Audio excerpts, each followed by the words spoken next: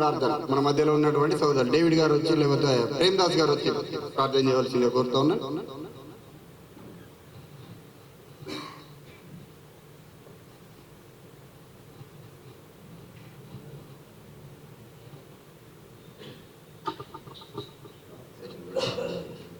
ప్రార్థన చేసుకుందాం. దయచేసి చాలా ఓపికతో ఉండాలి మీరంతా.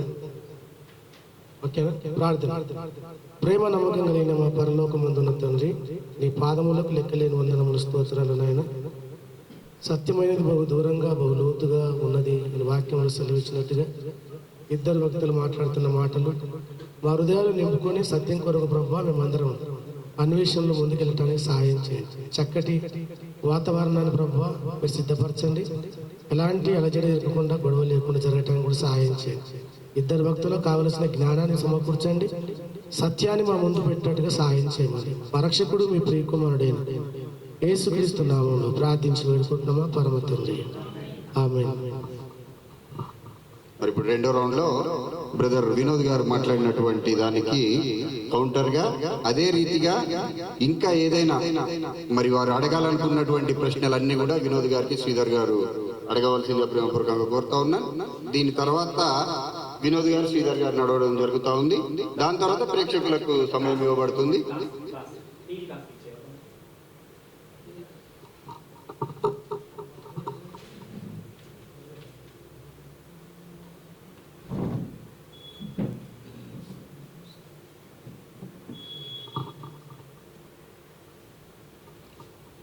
మరి ఒక అవకాశాన్ని దయచేసినటువంటి దేవునికి కృతజ్ఞతలు చెల్లిస్తూ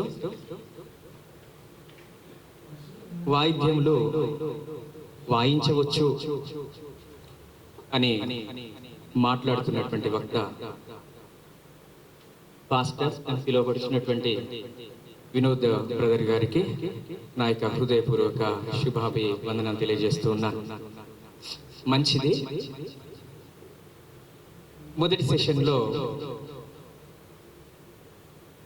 ఆరాధన అంటే ఏంటి, వాయిద్యము ఎలా ప్రవేశపెట్టబడింది, వాయిద్యాన్ని చివరిగా దేవుడు ఎట్టి విధంగా నిలుపుదల చేశాడు అనేటువంటి విషయం వరకు చెప్పడము జరిగింది. ఇంకా కొన్ని విషయాలు మీతో పంచుకోవడానికి ఆశపడుతున్నాను. మంచిది. బ్రదర్ గారు మాట్లాడుతూ, పాస్టర్ గారు మాట్లాడుతూ ధర్మశాస్త్రములో దేవుడు ఆజ్ఞాపించాడని చెప్పడం జరిగింది. నేనేం మాట్లాడాను? దావీదు, గాదు, నాతాను చేసినటువంటి నిర్ణయం చొప్పున వాయిద్యములన్నీ కూడా ప్రవేశపెట్టబడ్డాయి. ఈ విధంగా జరగవలనని యెహోవా ప్రవక్తల గ్రంథములలో లిఖితములాయను అని చెప్పారు. అంటే పాపం నేను చెప్పిందే వారు కూడా రిపీట్ చేశారు. మంచిది. దేవుడికి మహిమ కలుగును గాక. ఆమేన్. రెండవ తిమోతి పత్రిక 2వ అధ్యాయము 15వ వచనాన్ని ఒకసారి చూద్దాం. 2వ తిమోతి పత్రిక 2వ అధ్యాయము 15వ వచనాన్ని ఒకసారి చూద్దాం. దేవుని ఎదుట యోగ్యునిగాను సిగ్గుపడనక్కరలేని పనివానిగాను సత్యవాక్యమును సరిగా ఉపదేశించువానిగాను నిన్ను నీవే దేవుని కనబరుచుకోను. చాలా ఉపదేశించువానిగాను ఫుట్ నోట్ లో ఒకటి ఉంది. ఏంటది? ఫుట్ నోట్ లో ఒకటి ఉంది. ఏంటది? విభజించువానిగాను, సత్యవాక్యమును సరిగ్గా విభజించువానిగాను. నిజమే. దావీదు దేవుని యొక్క చిత్తానుసారుడు. దావీదు చమత్కారంగా వాయిద్యములు వాయించగలిగినటువంటి సమర్థుడే. దేవుడు ఒప్పుకున్నాడు. ఈరోజు నీవు నేను కూడా ఒప్పుకోవలసిందే. దాన్ని దేవుడు అంగీకరించాడు. దురాత్మ ఎప్పుడు కూడా ఎక్కడెక్కడి నుంచో రాదు.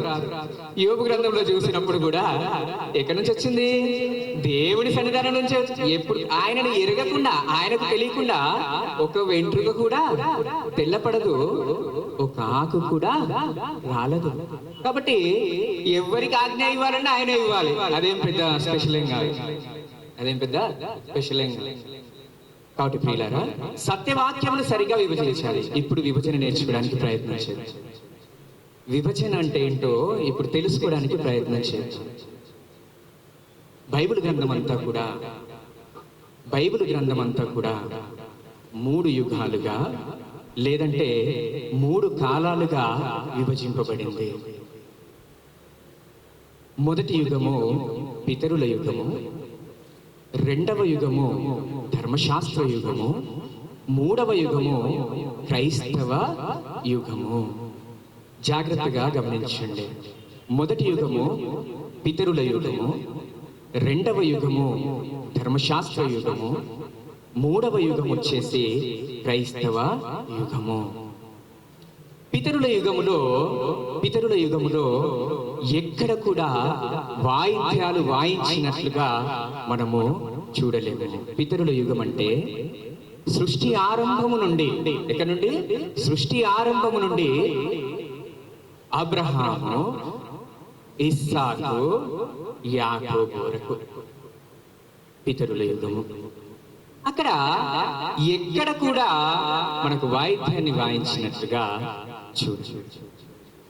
ఆ తర్వాత ధర్మశాస్త్ర యుగంలోనికి వచ్చినప్పుడు ఇంతకుముందు చర్చించుకున్నదంతా ధర్మశాస్త్ర యుగం. నాన్న శ్రీను, మీకు అర్థమైతే ఇప్పటి వరకు మనం మాట్లాడుకున్నటువంటి, నాకు ఇవ్వబడినటువంటి 30 నిమిషాల వ్యవధి అంతా కూడా నేను ధర్మశాస్త్ర యుగంలో దేవుడు అనుమతించాడు, దావీదు చమత్కారంగా వాయించాడు, అప్పుడు సంబుర, సితార వాయిద్యములన్నీ కూడా వాయించబడ్డాయి, దేవుడు అంగీకరించాడు. అది ధర్మశాస్త్ర యుగము.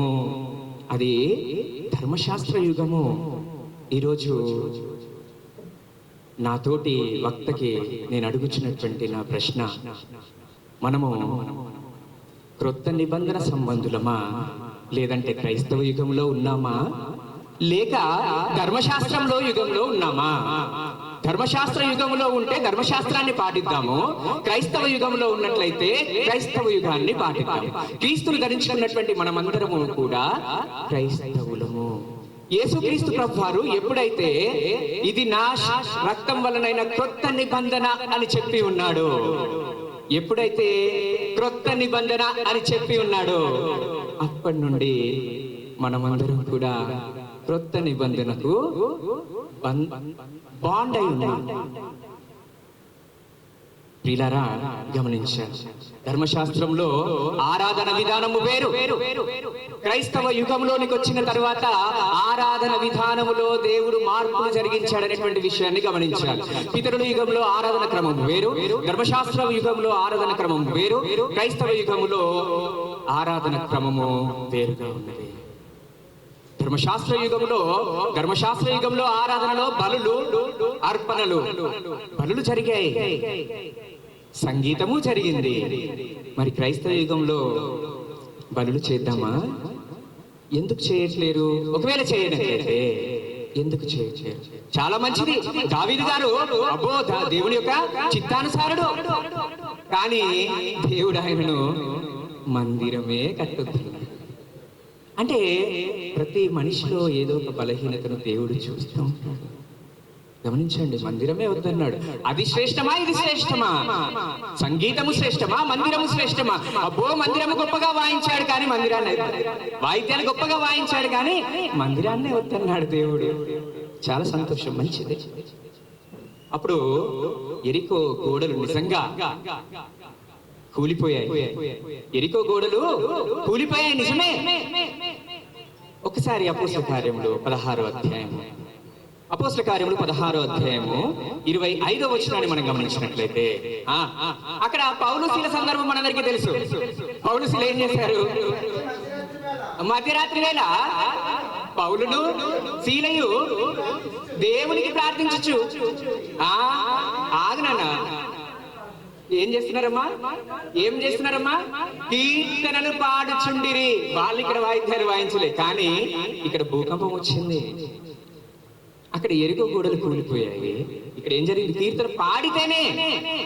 అంటే కొత్త నిబంధనలో వాయిద్యం కనిపించలే, వాయిద్యం లేకుండా కీర్తనలు పాడితేనే భూకంపం వచ్చింది. సరిగ్గా విభజించగలగాలి. ధర్మశాస్త్ర యుగంలో ఉన్నామా, క్రైస్తవ యుగంలో ఉన్నామా అనేటువంటి దాన్ని వివేచన కలిగి ఉండాలి అనేటువంటి. నిజమే, సంగీత సేవ చేశారు భక్తులు. ఎప్పుడు? ధర్మశాస్త్ర యుగం. ఒకసారి కీర్తన గ్రంథం 81వ అధ్యాయంలోనికి వెళ్దాం సార్, త్వరగా. కీర్తన గ్రంథం 81వ అధ్యాయము, కీర్తన గ్రంథం 81వ అధ్యాయము మొదటి 4 వచనాలు చదివించండి. చకచక చదవండి శ్రీను గారు.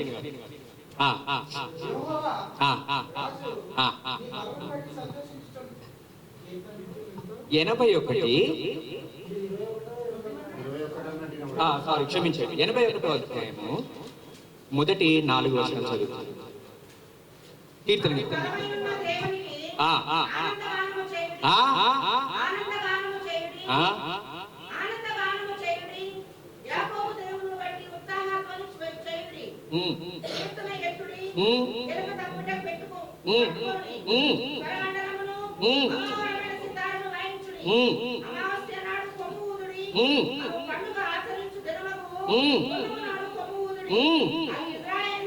అక్కడ ఆగండి, వాయిద్యాలన్నీ యూజ్ చేయండి. పాపం బ్రదర్ గారు చాలా చక్కగా కీర్తన 150వ అధ్యాయం ఎత్తుకొని 1వ వచనం నుంచి కొన్ని వచనాలు చదివించేసి, ఓ తంబుర సితార అన్ని వాయిద్యాలు వాయించవచ్చు. ఎవరికి కట్టడది? ఇశ్రాయేలీలకు కట్టడ. కట్టడ ఎవరికది? ఇశ్రాయేలీలకు కట్టడ అనేటువంటి విషయాన్ని మర్చిపోయి. అర్థమవుతుందండి? ఇశ్రాయేలీలకది కట్టడగా మనం చూస్తూ ఉన్నాం. అంతేకాకుండా అక్షరము చంపునది అని చెప్పేసి అంటున్నారు. అక్షరము చంపునది, ఆత్మయే జీవింపజేయుచున్నది. మంచిది. కొరింథీయులకు రాసిన మొదటి పత్రిక 3వ అధ్యాయము, 2 కొరింథీ పత్రిక 3వ అధ్యాయం 6వ వచనంలో మనం చూసినట్లయితే, కొరింథీయులకు రాసినటువంటి 2వ పత్రిక 3వ అధ్యాయము 6వ వచనాన్ని మనం గమనించినట్లయితే, ఆయన మిమ్మును క్రొత్త నిబంధనగా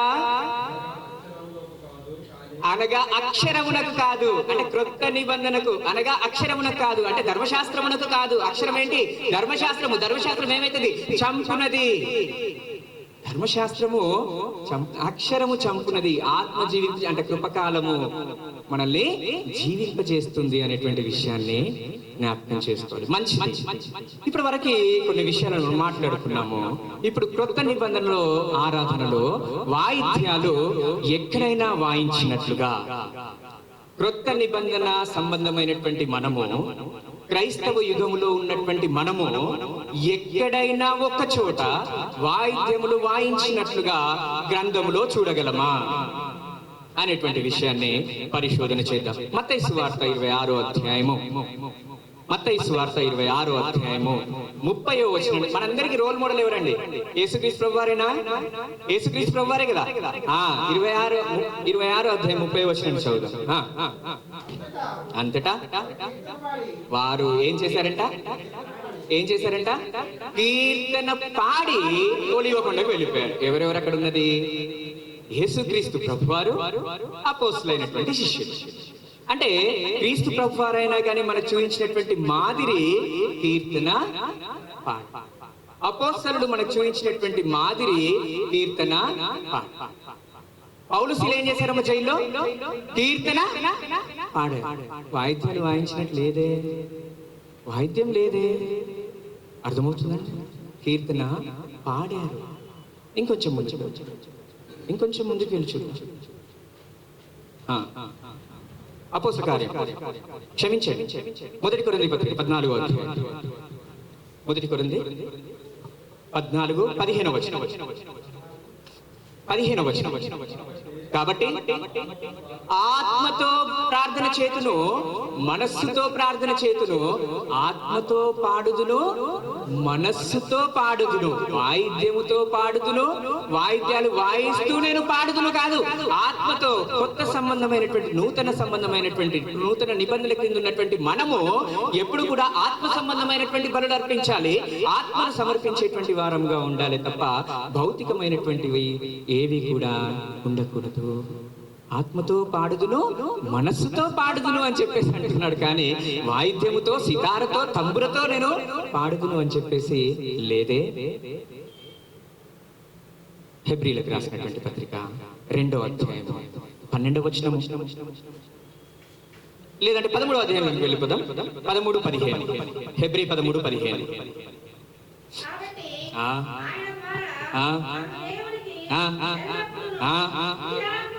స్తుతియాగము చేయుదుము అనగా ఆయన నామమును ఒప్పుకొనుచు జిహ్వా ఫలమును అర్పించడము. దేన్ని అర్పించాలంట? జిహ్వా ఫలం. హృదయ లోతుల్లోంచి ఆయనతో పాడుతూ, ఆత్మతో పాడుతూ, fruits of your lips, fruits of your lips అన్నాడు చక్కగా ఇంగ్లీష్ లో.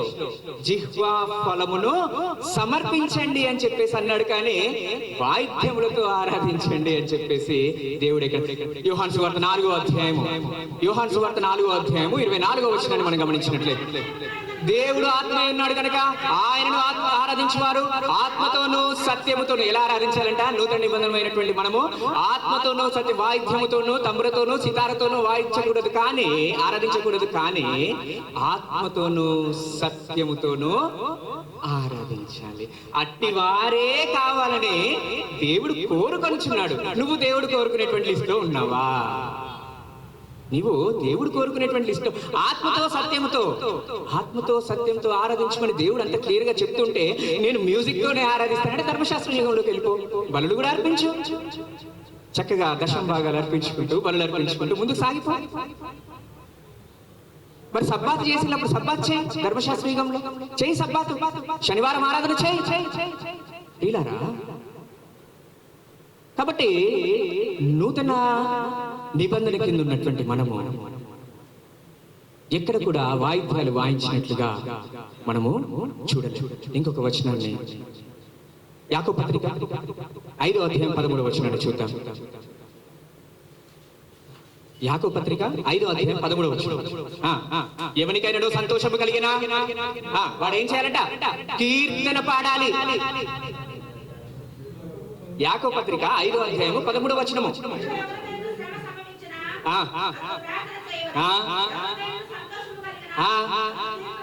అతడు కీర్తన పాడాలి.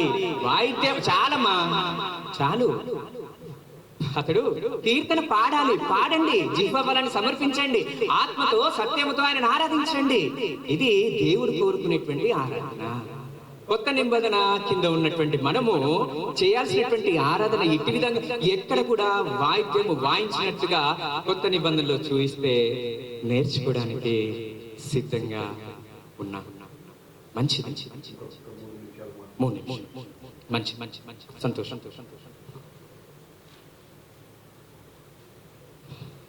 ఆ తర్వాత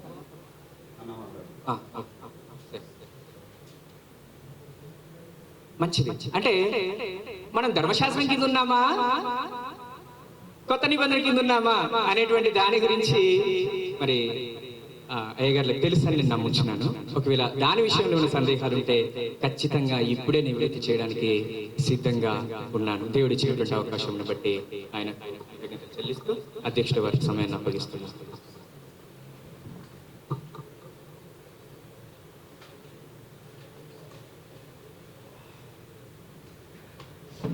థ్యాంక్ యూ బ్రదర్.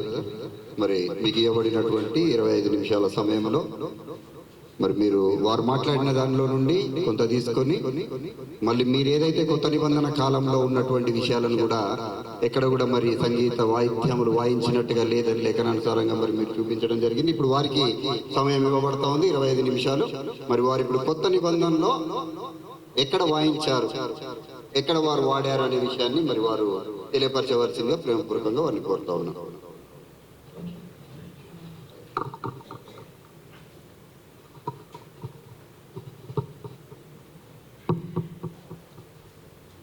దేవునికి స్తోత్రం కలుగుగాక. ప్రభునందు ప్రియులారా, నాకు ఎంత సమయం? Okay right.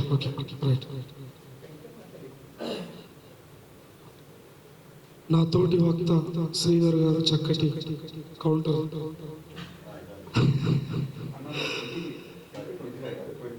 20 రైట్. నేను చకచక చెప్తాను. ప్రశ్నోత్తరాలలో అడగవలసిన సంగతులు ఏమైనా ఉంటే మీరు అడగవచ్చు. తప్పకుండా దేవుడు సాయం చేస్తే చెప్పగలుగుతాను. అన్నీ చెప్పగలము అని ఇక్కడ నిలబడలేదు. మొత్తం తెలుసు మాకు అని ఇక్కడ నిలబడలేదు. అన్నీ తెలిసి మరి ఇక్కడ మీకు చెప్పడానికి నేను రాలేదు. మీ దగ్గరికి కూడా కొన్ని నేర్చుకోవచ్చు. నేను స్టార్టింగ్ ప్రారంభంలోనే చెప్పినాను, యేసు రక్తంలో మనం అంతా కుటుంబం. ఆవేశపడకుండా ఆలోచించి చక్కగా మనం ముందుకెళ్తే ఈ డిబేట్ అద్భుతంగా ముందుకెళ్తాం. దేవునికి స్తోత్రం. హల్లెలూయా. మంచిది. మొదటి 2వ తిమోతిలకు రాసిన పత్రిక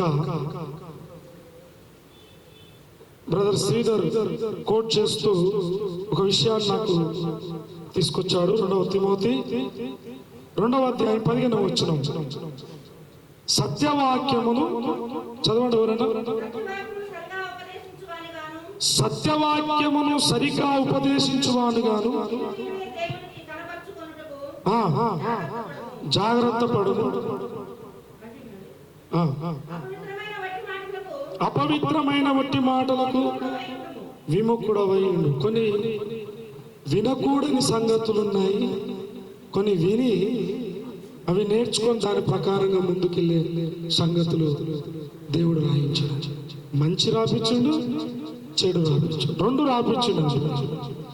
దేవుని బిడ్డలారా, సత్యవాక్యమును సరిగ్గా విభజించాలి అని చెప్తూ పితరుల యుగం అన్నాడు, తర్వాత ధర్మశాస్త్ర యుగం అన్నాడు, క్రైస్తవ యుగం అన్నాడు, తర్వాత కొత్త నిబంధనలో పాత నిబంధనలో మనం ఉన్నామా, ఏ నిబంధనలో మనం ఉన్నాము అనే విషయాన్ని కూడా సహోదరుడు చెప్పాడు. చెప్తూ ధర్మశాస్త్రంలో ఉన్నటువంటి ఆరాధన క్రమం వేరు, క్రొత్త నిబంధనలో ఉన్నటువంటి ఆరాధన క్రమము వేరు. పాత నిబంధనలో ఉన్నటువంటి ఆరాధన క్రమం కోసము నేను మాట్లాడాను, క్లియర్గా మీరు రాసుకున్నారు. పాత నిబంధనలో దేవుడు సంగీతాన్ని అసహించుకున్నాడు అని క్లియర్గా నా తోటి వక్త మాట్లాడాడు. అసహించుకోలేదు, కొన్ని సందర్భాలలో మాత్రమే పాత నిబంధనలో సంగీతాన్ని దేవుడు అసహించుకున్నాడు అని నేను మాట్లాడాను. ఇక కొత్త నిబంధన వచ్చేసరికి ఒక విషయాన్ని నేను చెప్తాను. ఇది కృపాయుగము అన్నాడు. మనం యుగముల గురించి పాత నిబంధన గ్రంథం కొట్టివేయబడ్డదా ఇది కాదు కావాల్సింది. ఆరాధనలో సంగీతము వాయించాలా వద్దా? స్టేట్ గా మాట్లాడాలి అంతే. పిచ్చి పిచ్చి ప్రశ్నలు అవన్నీ అడగొద్దు. అడిగి టైం వేస్ట్ చేసి ఏదో ప్రశ్న అడిగి వక్తలను ఇన్సల్ట్ చేయాలనే ఉద్దేశంతో అడగొద్దు. అలా అనుకుంటే వాళ్ళ లైవ్ బంద్ చేసి కూర్చుంది. తెల్లారుతుంది. అట్లా 2 గంటల దాకా అట్లా నేను మాట్లాడిన సందర్భాలు చాలా ఉన్నాయి. నేను కూడా మాట్లాడగలుగుతాను. విషయానికి వస్తే కొత్త నిబంధనలో పౌలు శీలలు చెరసాలలో వేయబడినప్పుడు అని కోట్ చేస్తూ అపోస్తల కార్యముల గ్రంథము 16వ అధ్యాయము కోట్ చేస్తూ చెప్పాడు. ఏమని అంటారంటే, అక్కడ పాటలు పాడారు, కీర్తనలు పాడారు, మరి అక్కడ సంగీతాలు కొట్టి వాయిద్యాలు వాయించలేదు కదా అని అన్నారు కదమ్మా. అన్నారు కదా, అన్నారా? దానికి వేరే అయితే వాళ్ళు ఏం లేదు అన్నారు. పౌలు శీలలు వాళ్ళ చేతులకు బోండాలు గొలుసులు కట్టి అంతలావు బరువులేసి కట్టేసి చెరసాల్లో వేస్తే సంగీతం వాయించడానికి సందర్భం అంటారు. సంగీతం వాయించే వాతావరణం ఆ జైల్లో వారికి ఇస్తారా? Question number 1. అక్కడ ఆరాధన చేయడానికి సంగీతం లేదు, తంబూర లేదు, సితార లేదు, ఏం లేదు. కాబట్టి పౌలు శీలలు వాడారా అని చెప్పడము వాక్యంలో ఉన్నది చెప్పడం కాదు. వాళ్ళు వాయించలేదండి, నిజమే. కానీ వాయించగలిగినటువంటి వాతావరణం పౌలు శీలలకు చెరసాలలో లేదు. రోడ్ మోడల్ యేసుక్రీస్తు అన్నాడు కదా. రోడ్ మోడల్ ఎవరండి మనకు? చెప్పండి చెప్పండి చెప్పండి. సగం సత్యం చెప్తున్నారు. సంపూర్ణ సత్యం ఏంటో తెలుసా? 1 కొరింథీయులకు రాసిన పత్రిక చూడండి, మొదటి కొరింథీయులకు రాసిన పత్రిక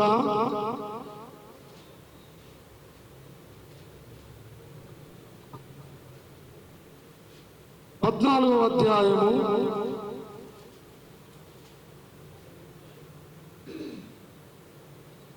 2వ కొరింథీయులకు రాసిన పత్రిక 14వ అధ్యాయము 13 అనుకుంటున్నాను, 11 క్షమించండి 11. నేను క్రీస్తును పోలి నడుచుకున్నా అనే మాట ఉంటుంది చూడండి. 11 చదవండి.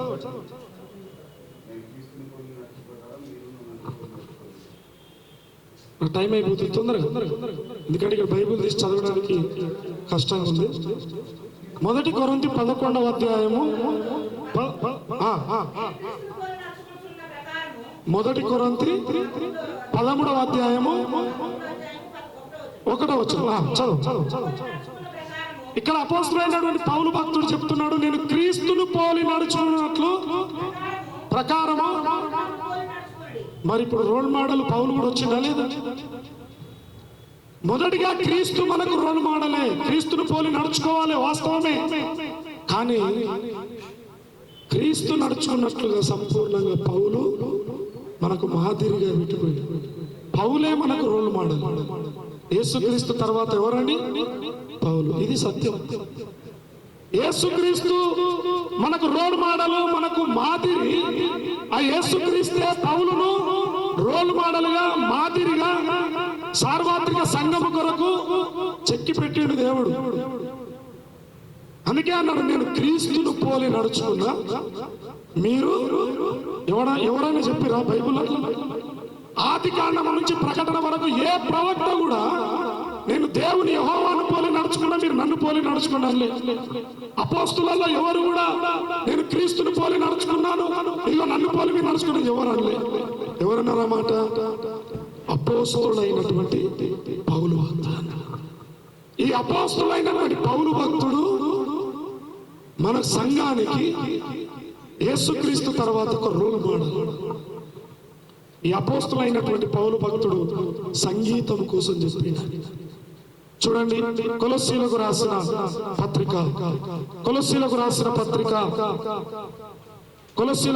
పత్రిక 3వ అధ్యాయము 16వ వచనం చదవండి. సంగీతములతోను కీర్తనలతోను ఆత్మ సంబంధమైన పద్యములతోను ఒకరికొకడు మనకు రోల్ మోడల్ అయినటువంటి పౌలు చెప్తున్నాడు ఈ మాట.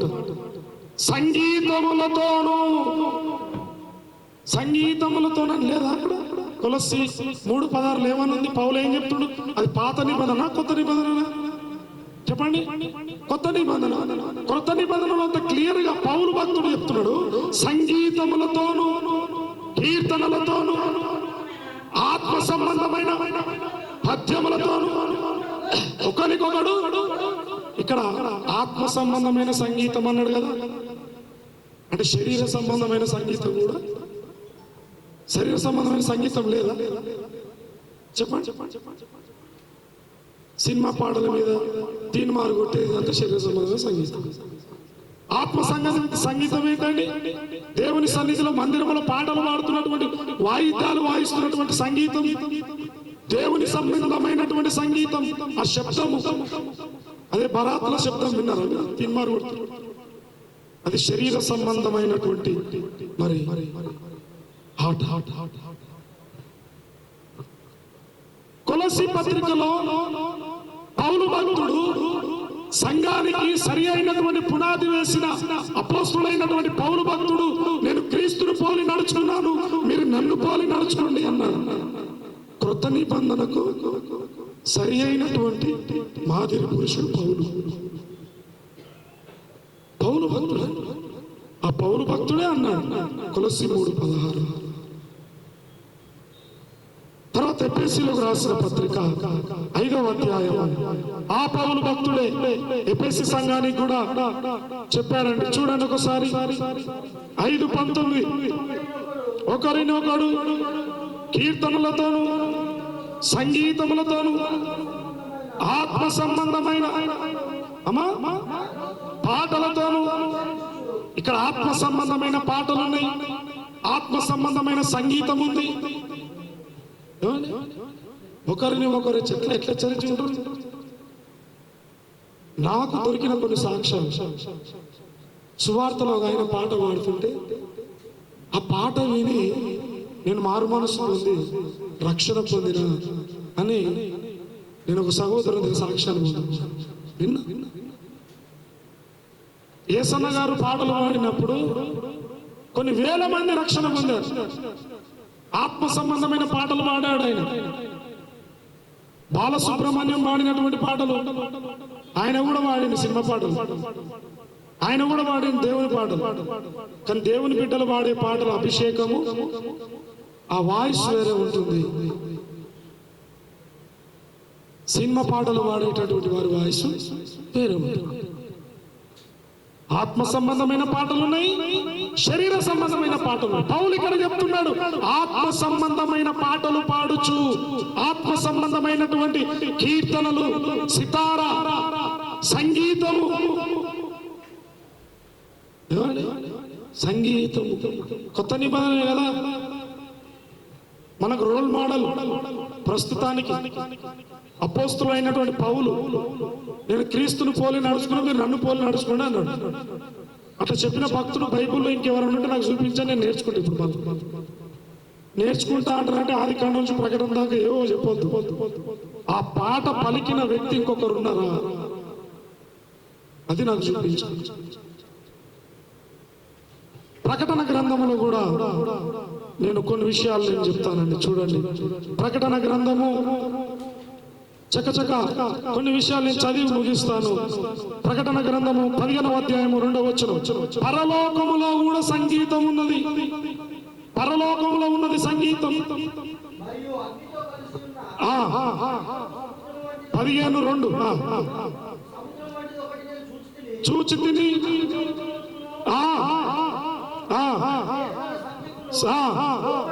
లోబడక జయించిన వారు దేవుని వీణలు గలవారై.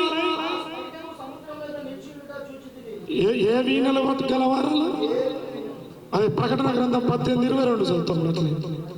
22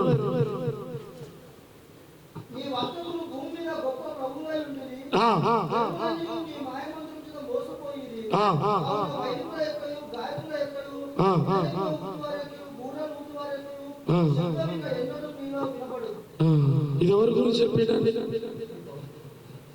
సైతాన్ గారి కోసం చెప్పాడు. రెండు ఉంటాయన్నమాట.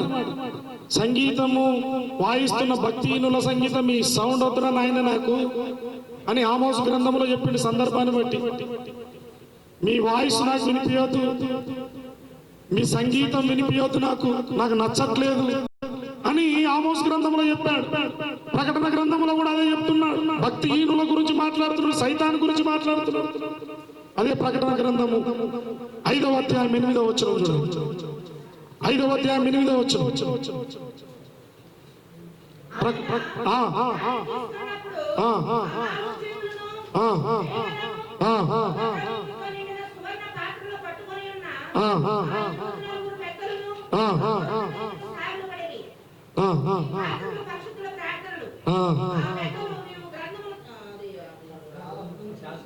సరిపోయింది. చాలా దేవుని బిడ్డలారా, అపోస్తలుడైనటువంటి పౌలు భక్తుడు చెప్పాడు, సంగీతములతోను పాటలతోను ఒకరినొకరు హెచ్చరించుకొని దేవుని ఆరాధించాలి. ఇక కొత్త నిబంధనలో కొలస్సీ 3 మనం చదువుకున్న 16, ఎఫెసీయులకు రాసిన పత్రిక 5:19, ప్రకటన గ్రంథంలో కొన్ని వచనాలు, వీణలు పట్టుకున్న వారు జయించి వారు వీణలు పట్టుకొని ఉన్నారు. దేవుని సేవార్థమైన వీణలు ఫుట్నోట్లో ఉంటుంది. దేవుని సేవార్థమైన వీణలు, దేవుని సేవ కొరకు వీణ. ఇక పోతే ముందుకు వచ్చేసరికి శ్రీధర్ నా తోటి వక్త ఒక మాట చెప్పాడు. మనం కృపాకాలంలో ఉన్నామా లేకపోతే ధర్మశాస్త్ర యుగంలో ఉన్నామా?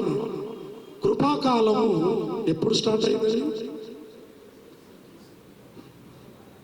ఆదాము అవ్వలకు దేవుడు కృపని ఇవ్వలేదా? కృప ఇవ్వకపోతే ఆదాము ఏదో తోటలో చచ్చిపోవాలి వాళ్ళు చేసిన తప్పు. ధర్మశాస్త్రంలో పాత నిబంధనలో ఏమండి దావీదుకు కృప ఇయ్యలేడా? దావీదు ఊరియా భార్య విషయంలో చేసిన తప్పుకు ఊరియా భార్య పేరు ఏం పేరమ్మా? బత్షెబ. ఆమె కరెక్ట్ అయిపోయినావు. ఆమె తీసుకొని పెట్టుకున్నాడు. నాకు ఆ క్రమం అదంతా సందర్భాన్ని బట్టి చేయకూడని భయంకరమైన పాపం దాని మీద చేస్తే మరి కృప చూపించినందుకే కదా దావీదు మరలా దేవుని పాదాలు పట్టుకొని క్షమాపణ పొందుకొని తన తరము వారికి చక్కటి సేవ చేసి నిద్రించింది. కృపాకాలం ప్రారంభం నుంచి దావీదు కృప పొందుకున్నాడు. భక్తులందరూ తప్పిపోయిన భక్తులందరికీ దేవుడు కృపనిచ్చాడు. ఆయన కృపగల దేవుడు అండి. దావీదు పాట కూడా రాశాడు, నేను కృపను గూర్చి న్యాయమును గూర్చి పాడేది. ఎంత కృపగల దేవుడు నాయన. కృపాయుగము అని నా తోటి వక్త మరి అన్నారు కాబట్టి ఆ విషయాన్ని నేను కోట్ చేస్తున్నాను. క్రైస్తవ యుగము అనేది బైబిల్లో నన్ను అక్షరముగా చూపిస్తే నేను అది కూడా నేను నమ్ముతాను. క్రైస్తవ యుగము, ధర్మశాస్త్ర యుగము, కృపాయుగము, యుగములు ఉన్నాయి. కానీ కృపాయుగం గురించి మీరు మాట్లాడారు కదా. కృపాయుగము ఆది కాండం నుంచి ప్రకటన దాకా ఉంది. కృప లేకపోతే ఆదాము వాళ్ళు బతుకుండే వాళ్ళే కాదు. వారు ఆజ్ఞాతిక్రమ పాపం చేసినప్పుడే చనిపోవాలి. తర్వాత చూడండి దేవుని బిడ్డలారా, మత్తయి సువార్త 26:30లో ఆయన చెబుతూ అన్నాడు. ఏమన్నాడు అంటే యేసుక్రీస్తు కూడా పాటలు పాడాడు కదా. చదవండి ఒకసారి మత్తయి 26:30. అక్కడ వారు కీర్తనలు పాడి ఒలివ కొండలకు వెళ్ళిరి. ఏమండి అక్కడ కీర్తనలు పాడి ఒలివ కొండలకు వెళ్ళిరి అని రాయబడింది కాబట్టి అక్కడ సంగీతం వాయించలేదు యేసుక్రీస్తు. కాబట్టి మనకు రోల్ మోడల్ అయిన యేసుక్రీస్తు మరి సంగీతాన్ని ఎందుకు వాయించలేడని అడుగుతున్నాడు. మరి యేసుక్రీస్తుకు కరెక్ట్ రోల్ మోడల్ అయినటువంటి పౌలు సంఘంలో సంగీత వాయిద్యాలు వాయించమని ఎఫెసీ సంఘానికి ఎందుకు చెప్పాడు? కొలస్సీ సంఘానికి ఎందుకు చెప్పాడు? అంటే యేసుక్రీస్తు తప్పు చేసాడు, పౌలు రైట్ చేసాడు. ఇప్పుడు పౌలు రైట్ చేసి యేసుక్రీస్తు, పౌలు తప్పు చేసి యేసుక్రీస్తు రైట్ చేసాడు కాదండి. సందర్భం పౌలు శీలలు చెరసాలలో వేసినప్పుడు అక్కడ వాయిద్యాలు వాయించుకుని ఆరాధన చేసే సందర్భం కాదు. సంగీత వాయిద్యాల ద్వారా దేవుని శక్తి దిగి వచ్చింది భక్తుల మీదకి. సంగీతాన్ని దేవుడు ఇష్టపడడని అది ఇష్టపడతాడు 100%. సందర్భాన్ని బట్టి దేవుని బలము శక్తి దిగి వచ్చింది. చూడండి ఒకసారి ఒక మాట నేను చదువుతాను. ఎలీషా కాలంలో 2వ రాజుల గ్రంథము 3వ అధ్యాయము 15వ వచనం చూడండి. ప్రవక్త ఆజ్ఞ ఇచ్చాడండి. ఈ విషయాన్ని ప్రవక్త ఆజ్ఞ ఇచ్చాడు. 2వ రాజుల గ్రంథము 3వ అధ్యాయము 15వ వచనం తొందరగా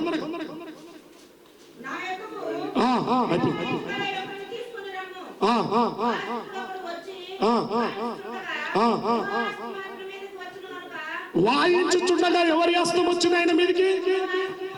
యెహోవా హస్తము ఎలీషా మీదకి వచ్చింది.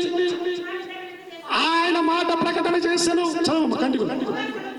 యెహోవా సెలవిచ్చినదేమనగా ఈ లోయలో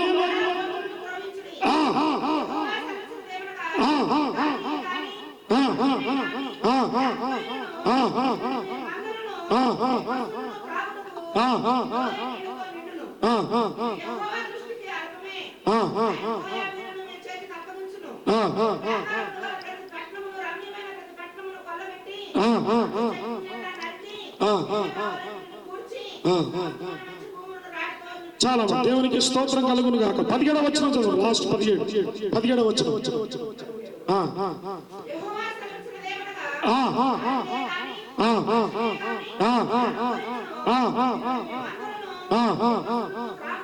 చాలా ఇక్కడ ఒక మంచి శుభకరమైనటువంటి కార్యాన్ని దేవుడు చేశాడు ఈ సందర్భంలో.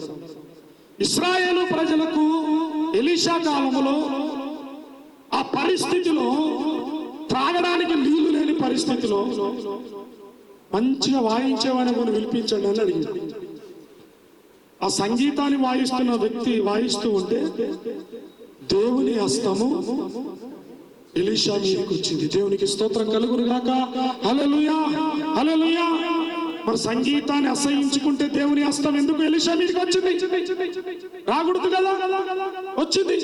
ఎలీషా మీదకి దేవుని హస్తం రాగానే తన ప్రజలకు, దేవుని ప్రజలకు శుభకరమైనటువంటి ఆశీర్వాదకరమైన కార్యం ఆ సందర్భంలో జరిగిందండి. సందర్భాన్ని బట్టి దేవుడు సంగీతాన్ని అసహించుకుంది.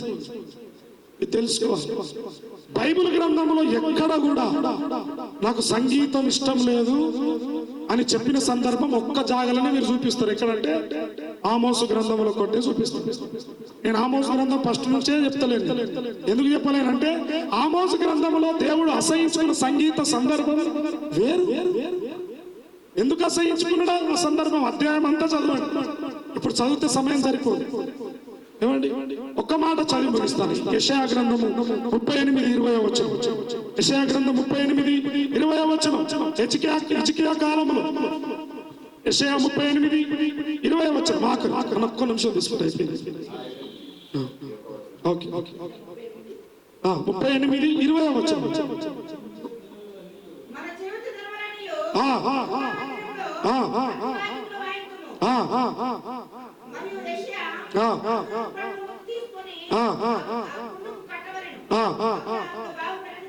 దేవునికి మహిమ కలుగును. హల్లెలూయా. మందిరములో హిజ్కియా కాలంలో హిజ్కియాకు జరిగినటువంటి ఓ మేలును బట్టి ప్రతిగా మందిరములో సంగీతాన్ని, వాయిద్యమును వాయించాలి అని చెప్పిన తర్వాతనే ఆ పుల్లగా మందు పెట్టిన తర్వాత ఆయన బాగుపడ్డాడు. మరి సంగీతమే దేవునికి ఇష్టం లేకపోతే హిజ్కియాక ఆ గాయం ఎట్లా మారిందండి? నా తోటి వక్తకు అని మీరు వచ్చిన మీ అందరు కూడా ఒకటే సందర్భం చెప్తున్నారు. దేవుడు ఏ సందర్భంలో సంగీతాన్ని అసహించుకున్నాడు? దేవుడు ఏ సందర్భంలో సంగీతాన్ని అనుమతించాడు? అనుమతించిన సంగీత వాయిద్యాల ద్వారా దేవుని కార్యం ఏం జరిగింది? పాటల ద్వారా పాడుతుంటే చెరసాల పునాదులు పేలిపోయాయి. అక్కడ సంగీతం లేదు అంటే సందర్భం సంగీతం పెట్టుకొని నువ్వు పాటలు పాడుకుని కొట్టుకుని కూర్చొని ఇస్తారు. నిన్నాడు ఏమండి, చెరసాలలో గొలుసులో చేతులు కట్టుకొని ఉన్నారు వాళ్ళు. అక్కడ డోలు కొట్టు, సంగీతం కొట్టా. నువ్వు ఎట్లా కొడతావు డోలు? జైల్లో బంధించిన తర్వాత నువ్వు అక్కడ ఆరాధన చేసుకుని కూర్చుంటే జైలాధికారి ఊరుకుంటాడా? పాటలు పాడి స్తుతిస్తూ దేవుని ఆరాధించారండి. అక్కడ సంగీతం లేదు. సంగీత విషయంలో ఇది ఒక సిద్ధాంతం కానే కాదండి నా దృష్టి. నీకు పాట వస్తే పాడు, వాయిద్యం వస్తే వాయించు, తప్పేముంది? దేవుని బిడ్డలారా, ఒక్కటే క్వశ్చన్ ఏంటంటే సంగీతము, మ్యూజిక్ ఇన్స్ట్రుమెంట్స్ దేవుడు ఎక్కడ అసహించుకున్నట్లు టోటల్ బైబిల్ గ్రంథంలో ఎక్కడ లేదు. ఆమోస్ గ్రంథంలో ఆమోస్ గ్రంథంలో మాత్రమే ఉంది. కొత్త నిబంధనలో రోల్ మోడల్ అయినటువంటి అపోస్తలుడైన పౌలు ఎఫెసీ సంఘానికి చెప్పాడు, కొలస్సీ సంఘానికి చెప్పాడు. వాయించొద్దని కొత్త నిబంధనలో యేసుప్రభు ఎక్కడ చెప్పిండో నాకు లేఖనం చూపించండి. ఇంతటితో నా మాటలు ముగిస్తూ ఉన్నాను. Thank you.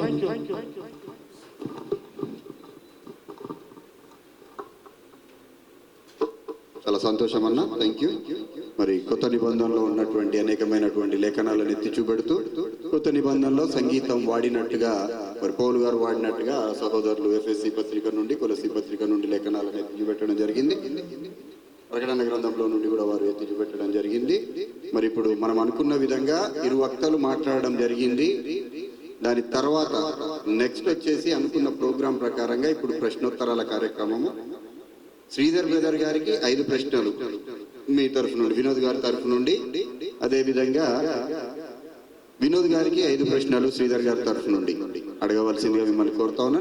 ఎవరైతే ప్రశ్న అడుగుతారో వారి పేరు, వారు ఎవరికి ప్రశ్న అడుగుతున్నారు డైరెక్ట్ అడిగేశాడు. ఫస్ట్ 5 ప్రశ్నలకు శ్రీధర్, 5 ప్రశ్నలకు అట్లా లేకుండా ఇప్పుడు డేవిడ్ గారు ఒకవేళ వినోద్ గారిని అడగదలుచుకుంటే అన్న మీరు మైక్ తీసుకోండి. ఇక్కడ మీరు ఒకవేళ ఇన్ కేస్ అడిగితే ఆయన పేరు చెప్పి ఆయనకు నా ప్రశ్న అని అడగవలసిందిగా కోరుతా ఉన్నాను. సమయం ఇక లేదు, మళ్ళీ ఒక్కొక్కరికి 5 ఇచ్చి మళ్ళీ ఇవ్వడానికి సమయం సరిపోదు. డైరెక్ట్ మైక్ ఇక్కడ మీరు పాస్ చేసుకుంటా ఉండండి, వారి పేరు చెప్పండి, వారికి ప్రశ్న అడగండి, వారు సమాధానం చెప్తారు.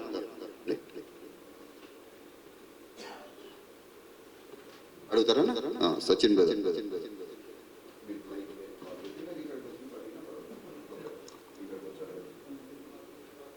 అందరికీ వందనాలండి. నా పేరు సచిన్. నేను షాపూర్ నగర్ క్రీస్తు సువార్థికుడిని.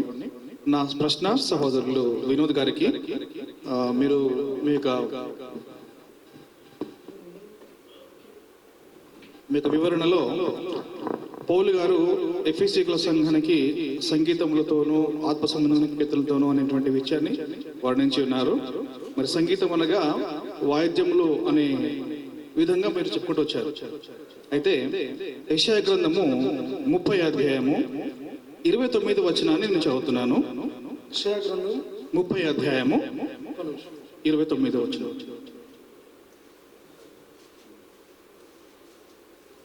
సంగీతం అనగా వాయిద్యములు అనే 29వ వచనం. అయితే సో మీ యొక్క వివరణ ప్రకారము సంగీతం అనగా వాయిద్యములు, కానీ యెషయా గ్రంథకర్త అక్కడ చెప్తూ రాత్రి యందు పండుగను ఆచరించినట్లుగా మీరు సంగీతము పాడుదురు అని అక్కడ ఉంది. సో అక్కడ వాయిద్యములు ఎక్కడ వచ్చాయి వివరించవలసింది కోరుచు. రాత్రి యందు పండుగను ఆచరించినట్లుగా మీరు సంగీతము, ప్రశ్న అర్థం కాలేదు. మీరు ఏం అడగాలనుకున్నారు? కరెక్ట్ అని మీరు మీ వివరణలో ఎఫీసీ పత్రిక పౌలు గారు ఎఫీసీల సంఘానికి ఒకసారి ఆ వాక్యాన్ని చదువుదాం. ఎఫీసీ పత్రిక తీయండి ఒకసారి. ఒకసారి బైబిల్ ఇవ్వండి త్వరగా. ఎఫీసీ పత్రిక 3:16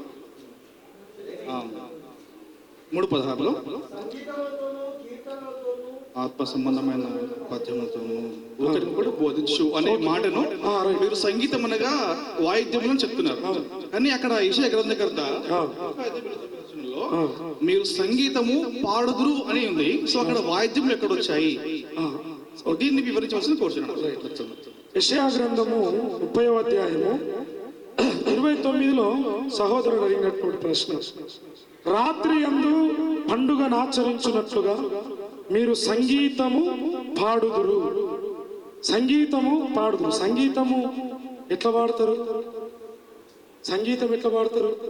నోటితో పాటలు పాడతారు కదా, అదే కదా మీ డౌట్. రైట్, కిందికి చదువుతుంది.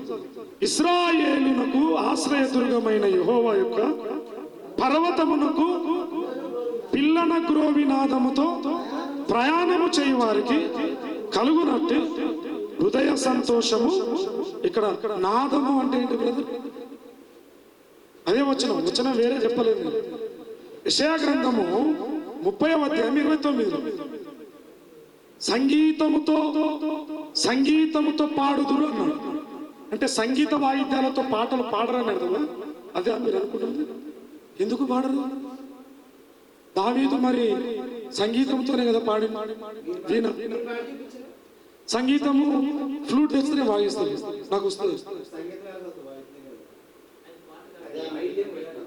సంగీతం అంటే ఏంటిది? ఇంగ్లీష్లో చెప్పండి. మ్యూజిక్ కదా. మ్యూజిక్ అంటే మ్యూజిక్ ఇన్స్ట్రుమెంట్ ఏమంటారు ఇంగ్లీష్లో? మ్యూజిక్ ఇన్స్ట్రుమెంటే అంటారు. ఇప్పుడు అదే అండి, ఇప్పుడు నేను ఏమంటున్నానంటే పాడే విధానం, గొంతు గాత్రం ఏదైతే వాయిస్ ఉన్నదో సంగీతముతో అన్నాడు. మీరు అక్కడ వచనాన్ని మీరు బాగా ఆలోచించారు. దాని కిందికి వచ్చేసరికి మళ్ళీ ఏమన్నా నాదము అన్నాడు. నాదం అంటే ఏంటిది మరి? నాదం రాగం. ఎట్లా వస్తుంది రాగం? వస్తుంది కదా, నోటితో కూడా వస్తుంది. తర్వాత నోటితో తీసేది నాదమే, అదే నాదాన్ని మనం సంగీతం ద్వారా కూడా తీస్తాం కదా.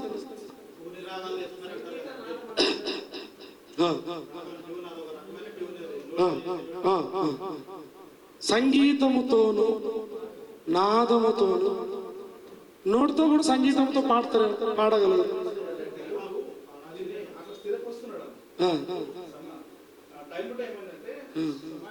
దేవుడు వారికి అవకాశం ఇస్తూ ఈ వోకల్ మ్యూజిక్ అనేది 2 టైప్స్ ఉంటుంది. ఒకటి వోకల్ మ్యూజిక్, ఒకటి ఇన్స్ట్రుమెంటల్ మ్యూజిక్.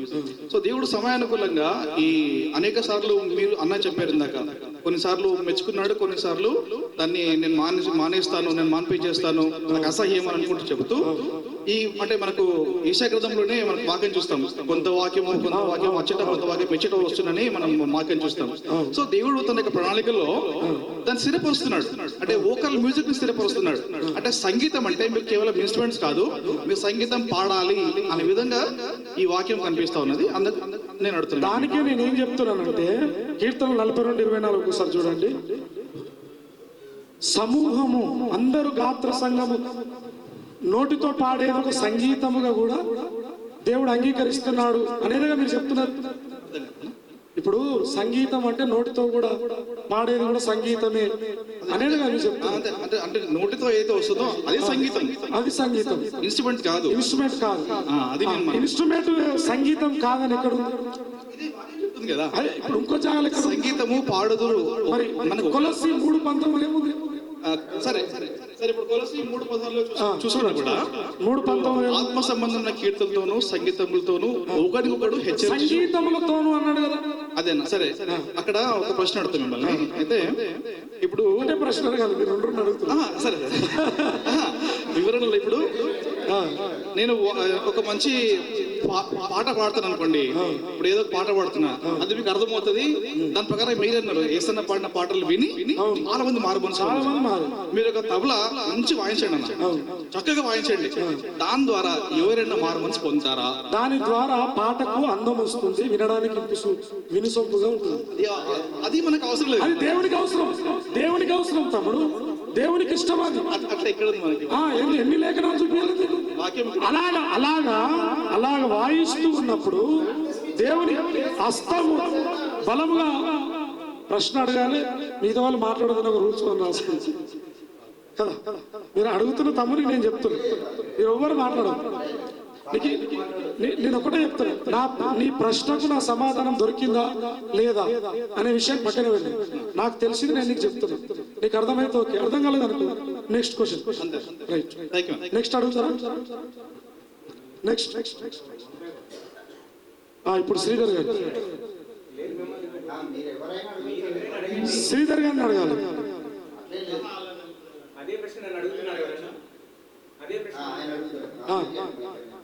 శ్రీధర్ గారికి తమ్ముడు శ్రీధర్ని అడుగుతున్నాడు. కొంచెం సర్దైందా, కొంత సరిగా లేదేమనుకో. మీరు ప్రారంభం నుంచి కూడా పాత నిబంధన నుంచి కూడా చాలా విషయాలు చూపించారు.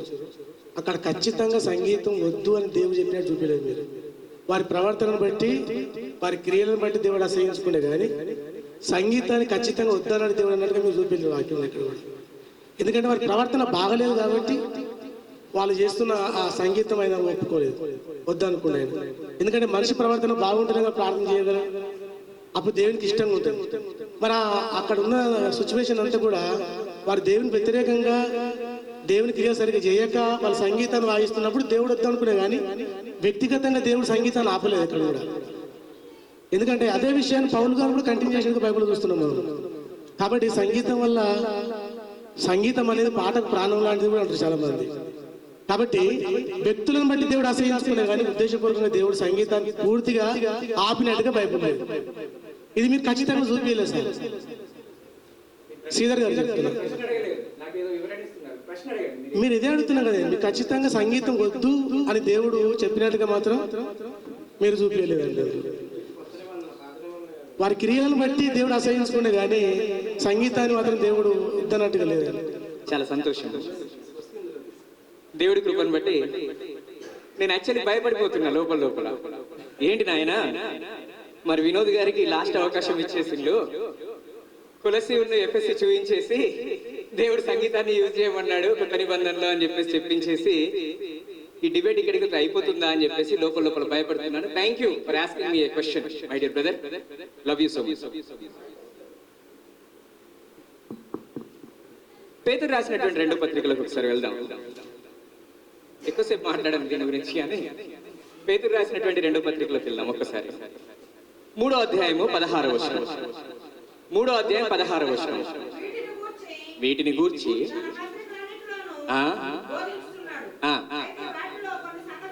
అయితే వాటిలో కొన్ని సంగతులు గ్రహించుటకు కష్టమైనవి. పౌలు గారు చెప్పేటువంటి విషయాల్లో పేతురు గారు చెప్పేటువంటి లేదంటే గ్రంథంలో చెప్పబడేటువంటి విషయాలలో కొన్ని సంగతులు కష్టమైనవి. నేను అనుకున్నా పితరుల యుగము, ధర్మశాస్త్ర యుగము, క్రైస్తవ యుగము అనేది వీళ్ళకి చాలా ఈజీ అని చెప్పేసి అనుకున్నాను. వీళ్ళు తెలుసు, ప్రవీణులు అనుకున్నాను. కానీ మూల పాఠముల వైపు మరలా వెళ్ళవలసి వస్తుంది. కొన్ని సంగతులు గ్రహించడానికి కష్టం. కిందికి వస్తే విద్యా విహీనులు, I don't know what is your education my dear brother, విద్యా విహీనులు, అస్థిరులు పాపం గలిబిలి అయిపోతా ఉంటారు అని చెప్పేసి దేవుని యొక్క వాక్యం నేను చెప్పట్లేదు, దేవుని యొక్క వాక్యమే మంచిది. ప్రియులారా, ఇంగ్లీషు ఏ కొంచెం వచ్చినటువంటి వారైనా దయచేసి ఓపెన్ చేసి ఎఫ్ఎస్సి 5:19 చదవవలసిందిగా ప్రేమపూర్వకంగా కోరుకోవచ్చు. ఎందుకంటే ఇప్పటి వరకు మా సహోదరులు చక్కటి ప్రశ్న అడిగారు. వాయిద్యం అంటే గాత్ర సంగీతము ఉంది, సంగీతం అంటే వోకల్ మ్యూజిక్ ఉంది, ఇన్స్ట్రుమెంటల్ మ్యూజిక్ ఉంది. అదే విషయాన్ని యెషయా గ్రంథం 30వ అధ్యాయం 29వ వచనంలో క్లియర్ గా చూపించిండు. అటువంటివి చాలా రిఫరెన్సెస్ ఉన్నాయి, కావాలంటే మచ్చుకు రాసుకోండి. కీర్తన గ్రంథం 98వ అధ్యాయం 5వ వచనము, 71వ అధ్యాయం 22వ వచనము, ఇవన్నీ కూడా వోకల్ మ్యూజిక్ ఉంటుంది, ఇన్స్ట్రుమెంటల్ మ్యూజిక్ కూడా ఉంటుంది. రెండు ఉంటాయి అనేటువంటి విషయాన్ని అక్కడ గమనించండి. నేను అడిగినటువంటి ప్రశ్నకి వినోద్ గారు ఒక్కసారి కూడా సమాధానం, క్రైస్తవ యుగంలో ఎక్కడైనా ఇన్స్ట్రుమెంట్స్ యూజ్ చేశారంటే ఇవి 2 కోట్ చేశారు. ఇప్పుడు ఇంగ్లీష్ లో చదువుదాం. Hymns and spiritual songs, singing and making melody in your hearts. ఎక్కడైనా ఇక్కడ ఇన్స్ట్రుమెంటల్ మ్యూజిక్ అని వినబడిందా మీకు? ఒకసారి కొంచెం అందరం 10th క్లాస్ అయితే పాస్ అయి ఉంటాం కదా, మళ్ళీ ఒకసారి ఇంగ్లీష్ లో చదువుదాం. మళ్ళీ చదవండి. Speaking to your self in slams and hymns and spiritual songs, singing and making melody in your hearts. హృదయ లోతుల్లో నుంచి పాడండి. సింగింగ్ ఫ్రమ్ యువర్ హార్ట్ అనేది మీరు అర్థం చేసుకోవాలి. సింగింగ్ అనే ఉంది కానీ ఇన్స్ట్రుమెంటల్ మ్యూజిక్ అనేటువంటి విషయము అక్కడ లేదు. మళ్ళీ కొలస్సీలకు రాసిన పత్రికలకు వెళ్దాం. కొలస్సీ 3:16 కూడా ఒకసారి ఇంగ్లీష్ లో చదువుకోవడానికి ప్రయత్నం చేద్దాం. ఇంగ్లీష్ వచ్చు కదా మనందరికి, ఎందుకంటే తెలుగులో చెప్తే అర్థం కాలేదు. పాపం తెలుగులో యెషయా గ్రంథం 30వ అధ్యాయం 29వ వచనాన్ని చూపెడితే గాత్ర సంగీతము, వాయిద్య సంగీతం 2 ఉన్నాయి. దేవుడు వాద్య సంగీతాన్ని కాదు గాత్ర సంగీతాన్ని కోరుకొనిచున్నాడు కొత్త నిబంధనలో, లేదంటే క్రైస్తవ యుగంలో అంటే పాపం అర్థం కాలేదు. ఇప్పుడు అందుకనే ఇంగ్లీష్ లో చదివి వినిపిద్దాం ఒకసారి. Let the word of Christ dwell in you richly,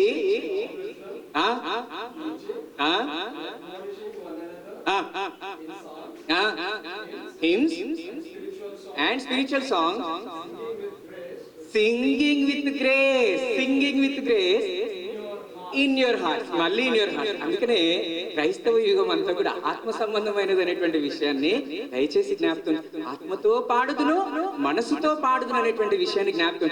మళ్ళీ వాయిద్యాలు దేవుడు అనుమతించాడు అని ఎక్కడ కూడా క్రొత్త నిబంధనలో తిరిగి మరలా చెప్తున్నాను లేదు. పౌలు శీలకైతే బంధకాలు ఉన్నాయి, యేసుక్రీస్తు ప్రభు వారికి శిష్యులకు బంధకాలు లేవే. మరి వాళ్ళు యూజ్ చేయలేదే మ్యూజిక్ ని. క్రీస్తు ప్రభు వారి తర్వాతనే పౌలు, బాగా గుర్తుపెట్టుకోవాలి, క్రీస్తు ప్రభు వారి తర్వాతనే పౌలు గారు మన రోల్ మోడల్ ఎప్పుడు ఎప్పుడు కూడా క్రీస్తు ప్రభువారు. అంత ధీమాగా చెప్పాడంటే పౌలు గ్రేట్, చాలా గ్రేట్. కానీ మొట్టమొదటి మన రోల్ మోడల్ యేసుక్రీస్తు ప్రభువారే. కృపాకాలం అని చెప్పేసి పాపం నేను క్రైస్తవ యుగాన్ని కృపాకాలం అనే ఒక వర్డ్ ని యూజ్ చేసినందుకు కృపాకాలం అని ఒక 10 సార్లు ఉచ్చరించారు. యోహాను సువార్త 1వ అధ్యాయం 17వ వచనంలోకి ఒకసారి వెళ్దాం. యోహాను సువార్త 1వ అధ్యాయం 17వ వచనంలోకి ఒకసారి వెళ్దాం. అయ్యా స్పీచ్ ఎవరైనా ఇవ్వగలుగుతారు? లేఖనాలను పరిశోధించగలిగారు ఆయన. 1వ అధ్యాయం 17వ వచనం. 1వ అధ్యాయము కృపయు సత్యమును యేసుక్రీస్తు ద్వారా అనుగ్రహించబడి. అదండి 17వ అధ్యాయము 4వ వచనానికి వెళ్దాం. ఒకవేళ యేసుక్రీస్తు ప్రభువారు ఈ మాట చెప్పి ఉన్నారు. ఏం మాట? 17వ అధ్యాయం 4వ వచనాన్ని చూద్దాం. చేయుట నీవు నాకు ఇచ్చినటువంటి పనిని నేను సంపూర్ణంగా నెరవేర్చితిని అని యేసుక్రీస్తు ప్రభువారు చెప్తూ పాట పాడాడు ఆయన, కానీ మ్యూజిక్ ని యూజ్ చేయలేదు. అంటే ఒకవేళ మ్యూజిక్ ని యూజ్ చేస్తే సంపూర్ణమయ్యేది. ప్రియులారా, చాలా విశ్లేషించగలగాలి.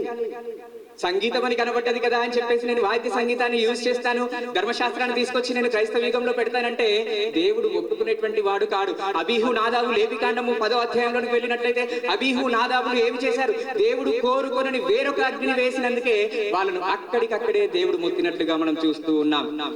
ముట్టుకోవద్దు అని చెప్పేసి మందసాన్ని ముట్టుకున్నటువంటి బేసమేషి వారు 50,070 మంది కూలిపోయినట్లుగా అక్కడికక్కడ మనం చూస్తూ ఉన్నాము. చేయి వేయొద్దని చెప్పినటువంటి ఉజ్జ మందసాన్ని ముట్టుకున్నందుకు అక్కడికక్కడే రాలిపోయినట్లుగా మనం చూస్తున్నాం.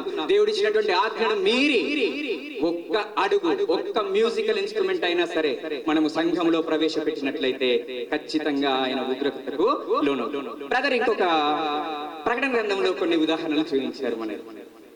అక్కడ 15వ అధ్యాయంలో 2 నుంచి 4 వచనాలు చదువుతూ వీణలు అనేటువంటి మాటను పట్టుకున్నాడు. మంచిది. అటువంటివి వీణే అనేటువంటి మాట ప్రకటన గ్రంథంలో 3 సార్లు ఉంది. ఎన్నిసార్లు ఉంది? 3 సార్లు. ప్రకటన గ్రంథాన్ని చదువుకునేటువంటి వారు బాగా అర్థం చేసుకోవాల్సినటువంటి విషయం, ప్రకటన గ్రంథం ఎప్పుడు కూడా అలంకార రూపంగా చెప్పబడింది. It's a reflection. అలంకార రూపంగా చెప్పబడింది. అక్కడ సముద్రము అని చెప్పేసి అన్నాడంటే మరి సముద్రం ఉందా పరలోకంలో? సముద్రం ఉందా పరలోకంలో? అవన్నీ అని చెప్పేసి అన్నాడు. మరి అవన్నీ ఉన్నాయా? పోలిక. అతని ముఖము చంద్రబింబము వలె ఉన్నది అనేది చెప్పి పోలిక చేస్తూ చెప్తూ ఉంటే నిజంగా చంద్రబింబమా? పోలిక చేసి చెప్తున్నట్టుగా మనం అర్థం చేసుకోవాలి. ప్రియులారా, ఆయన బ్రదర్ గారు చదివినటువంటి ప్రకటన గ్రంథం 5వ అధ్యాయం 8వ వచనంలోనే సువర్ణ పాత్రలు చేత పట్టుకొని, నిజంగా అవి సువర్ణ పాత్రలా? అవి పరిశుద్ధుల ప్రార్థనలు. అంటే దేన్ని పోల్చి చెప్పాడు? పరిశుద్ధ ప్రార్థనలను సువర్ణ పాత్రలతో పోల్చి చెప్పాడు. అది మనము గమనించగలగాలి. సముద్రములు అంటే ఏంటో తెలుసా మీకు? సముద్రములు అంటే జనములు. సముద్రములు అంటే జనములు. జనములను సముద్రముతో పోల్చి చెప్పాడు. ప్రకటన గ్రంథం అంతా కూడా పోల్చి చెప్పేటువంటి విధానంలో ఉన్నది. నిజమైనటువంటి వాయిద్యం ఎవరో తెలుసా? నిజమైనటువంటి వాయిద్యం ఎవరో తెలుసా? ఒక్కసారి కొరింథీయులకు రాసిన పత్రికకు వెళ్దాం. 3వ అధ్యాయం, క్షమించండి, అపోస్తల కార్యం 9వ అధ్యాయం. అపోస్తల కార్యం 9వ అధ్యాయము 15, 16 వచనం చదువుతున్నాను. ఇతడు నా నామము కొరకు నీవు వెళ్ళుము, అన్యజనులు ఎదుటనా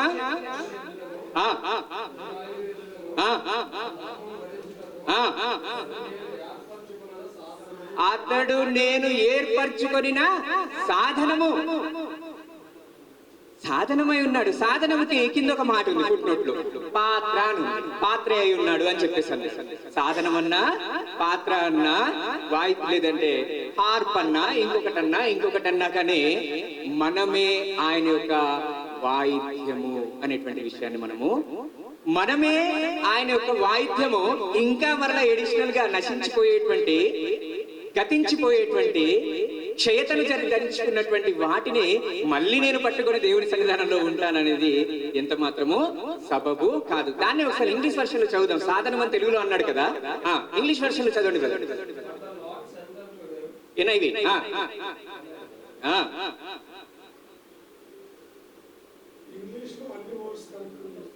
అందుకే బ్రదర్ 2-3 చూపిస్తాను, ఒకటి కాదు 2-3 వర్షన్స్ లో చూపెడతాను, 2-3 వర్షన్స్ లో చూపెడతాను మీ అందరికి. చదువుదాం ఒక్క నిమిషం, నా టర్న్ అయిపోయిన తర్వాత మీరు చదవచ్చు. ఒకసారి చదువు.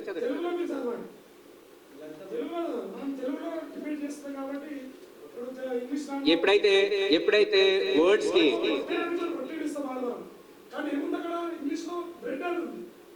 మరి బ్రెడ్ ఇంగ్లీష్ లో ఏమందాం ఒకసారి మీరు తెలియజేయండి మాకు. సరే బ్రదర్ చదవండి త్వరగా.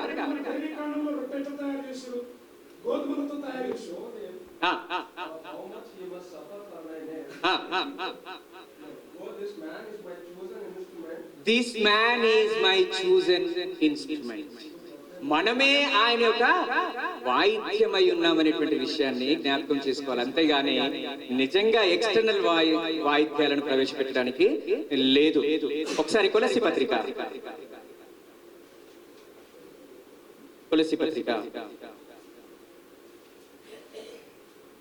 లేదంటే క్షమించండి, యెషయా గ్రంథం 38వ అధ్యాయం. యెషయా గ్రంథం 38వ అధ్యాయం 18-19 వచనాల్లో ఆయన క్లియర్గా చెప్తున్నాడు, సజీవులే కదా నన్ను స్తుతించేది. వాయిద్యాలు సజీవమైనయా నిర్జీవమైనయా? సజీవులే కదా నన్ను స్తుతించేది. ఈ దినమందు నేను దేవుణ్ణి స్తుతిస్తున్నాను అని చెప్పేసి అక్కడ భక్తుడు చెప్తుంటే, నిర్జీవమైనటువంటి వాయిద్యాలు, చనిపోయినటువంటి వారు ఏ విధంగా ఆయన స్తుతిస్తారు? వాయిద్యాలు నిర్జీవమైనవా జీవం కలిగినవా? నిర్జీవమైనవి ఏ విధంగా ఆయన స్తుతిస్తాయి? ఆరాధనలో ఏ విధంగా అవి స్తుతిస్తాయి? అవంటే సపోర్టింగ్ ఉంటాయంటే దేవుడు చెప్పినటువంటి సపోర్టింగ్ కావాలా మనకి? దేవుడికి తెలీదా ఆదివారం ఖచ్చితంగా ఆరాధనకి అటెండ్ అవ్వాలి అని చెప్పేసి? మన స్థితిగతులు ఆయనకు తెలియవా? అయినా కానీ ఆజ్ఞగా ఎందుకు ఇచ్చాడు? ఆయన ఖచ్చితంగా రావాలి. ఆయన ఏదైనా స్పెసిఫిక్ గా కోరుకున్నట్లయితే మందసాన్ని తుమకరతో చేయమని చెప్పి ఉన్నాడు. నోవాహు ఓడను ఆయన చిస్తారకు మాటతో చేయమని చెప్పి ఉన్నాడు. స్పెసిఫిక్ గా చెప్తాడు, నాకు మ్యూజిక్ ని చేయండి అని చెప్పి స్పెసిఫిక్ గా చెప్తాడు.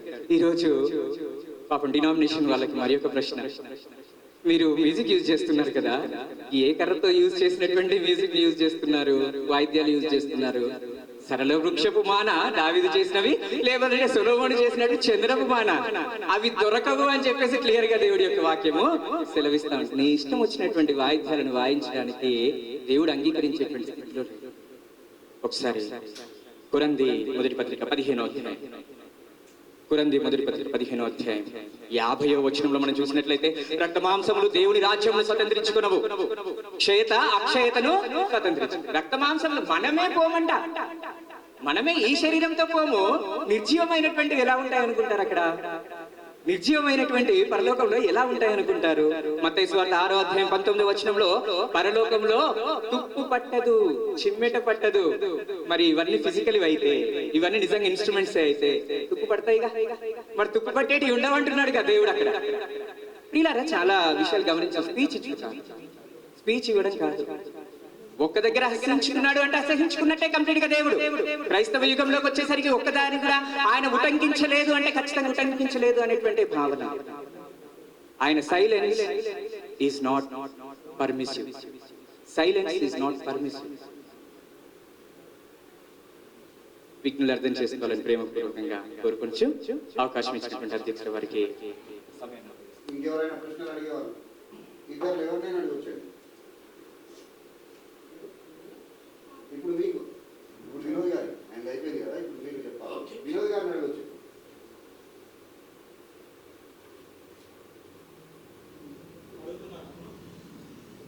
మీరు అడుగుతారా?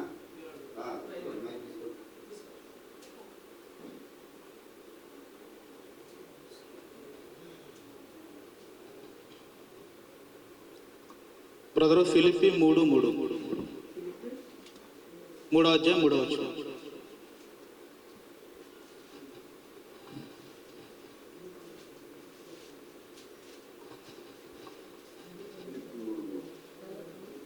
ఫిలిప్పి 3:3 ఎందుకనగా శరీరమును ఆస్పదము చేసుకొనక దేవుని యొక్క ఆత్మ వలన ఆరాధించుచు క్రీస్తు యేసునందు అతిశయపడుచున్న మనమే సున్నత ఆచరించువారు. ఇక్కడ శరీరాన్ని ఆస్పదం చేసుకొనక, ఆస్పదం అంటే ఆధారం అని అర్థము. శరీరమును ఆధారం చేసుకొనక ఆత్మ వలన ఆరాధించాలి. ఆరాధన విషయానికి వచ్చినప్పుడు ఆత్మ వలన ఆరాధించాలి, శరీరాన్ని ఆస్పదం చేసుకోవద్దని చెప్పేసి ఉన్నది పౌలు గారు రాసిన మాట. అయితే శరీరాన్ని ఆస్పదం చేసుకోవడం అంటే ఏంటి, అందులో వాయిద్యం ఎందుకు రాదు? అది శరీరము ఆస్పాదము చేసుకొనక దేవుని యొక్క ఆత్మ వలన. నేను అడిగిన దానికి మీకు జవాబు అర్థమైతేనేమో ఓకేనా? ఇప్పుడు శరీరాన్ని ఆస్పాదము చేసుకొనక తర్వాత అన్నాడు ఆత్మ వలన ఆరాధించుచు యేసుక్రీస్తునందు అతిశయపడుచున్న మనమే సున్నతి ఆచరించువారు. ఆత్మ వలన అంటే ఏ ఆత్మ వలన? ఆత్మ వలన అంటే ఏ ఆత్మ వలన? మనము బాప్తీసము తీసుకున్నప్పుడు అపోస్తుల కార్యముల గ్రంథము 2వ అధ్యాయము 38వ వచనం చదవండి. అపోస్తుల కార్యము 2వ అధ్యాయము. మీరు మారు మనస్సు పొంది పాప క్షమాపణ నిమిత్తము ప్రతి వాడును యేసుక్రీస్తు నామమున బాప్తీసము పొందుడి. అప్పుడు మీరు పరిశుద్ధాత్మ అను వరము పొందుతారు. బాప్తీసం తీసుకోగానే మన లోపలికి పరిశుద్ధాత్మ వరముగా వస్తుంది. ఈ విషయాన్ని క్లారిఫై చేస్తాను, మీరేం కన్ఫ్యూజ్ కాకండి. పరిశుద్ధాత్మ వరము మన లోపల ఉన్నందుకే దేవుని ఆత్మతో ఈ శరీర ప్రాణములు దేవుని ఆరాధించడానికి అవకాశం కలిగింది. ఎప్పుడు కలిగింది? మారు మనస్సు పొంది పాప క్షమాపణ నిమిత్తము ప్రతి వాడు యేసుక్రీస్తు నామమున బాప్తిసం తీసుకోగానే పరిశుద్ధాత్మ మన లోపలికి వచ్చింది కాబట్టి యేసును ఆరాధిస్తున్నాము, తండ్రిని ఆరాధిస్తున్నాం. నెంబర్ 1. నెంబర్ 2, ఇంకో విషయాన్ని యోహాను సువార్త 14వ అధ్యాయంలో ఉంటుంది చూడండి. యోహాను సువార్త 14వ అధ్యాయం.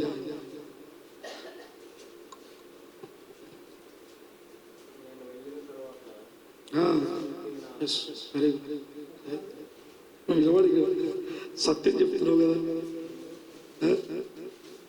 నా తమ్ముడు మధుకు అర్థమైంది సత్యం, కానీ మరి మీ అందరికి ఎందుకు అర్థమవుతుందో నాకు.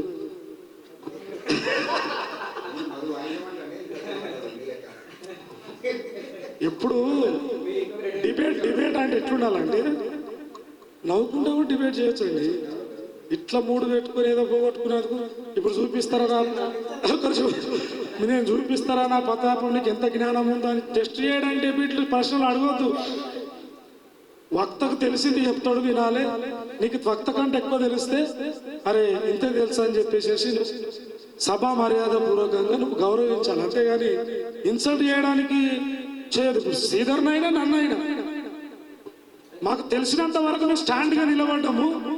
వినండి ఒక విషయం, నీకు తెలిసినంత వరకు నిలబడిన వాళ్ళని అప్రిషియేట్ చేయాలి, కానీ ఏదో పబ్లిక్ రావడంలో డెబ్యూట్ అవుతున్నట్టు ప్రశ్నలు అడగడానికి ముందుకు రాబోతు.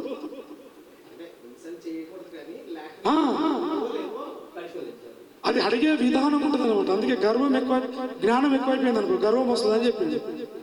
నేనున్న మినిస్ట్రీలో ప్రాబ్లం అదే, జ్ఞానం ఎక్కువ అయిపోయి గర్వం వచ్చి అన్ని మర్చిపోయి. అలా కాకుండా ఉండదు అని లేదు, సందర్భం నవ్వించమని చెప్పిన తను వేరేలాగా ఒకసారి నవ్వునాను. దేవునికి స్తోత్రం, హల్లెలూయా హల్లెలూయా. ఆత్మతో ఆరాధించాలి, ఆత్మతో. కృప సత్యము అని చెప్పాడు. నీ ప్రశ్న నేను చెప్తాను. కృపా సత్యములు ఎప్పుడు కలుసుకున్నాయని కొత్త నిబంధనలోకి వచ్చిన తర్వాత కృపా సత్యములు కలుసుకున్నాయి. సత్యము అనంటే దేవుని వాక్యము. ఇంకొక విషయం మనం చెప్పాలంటే ధర్మశాస్త్రము కూడా సత్యం, ఉన్నట్టుగా శిక్షిస్తుంది ధర్మశాస్త్రం. కృప ఏం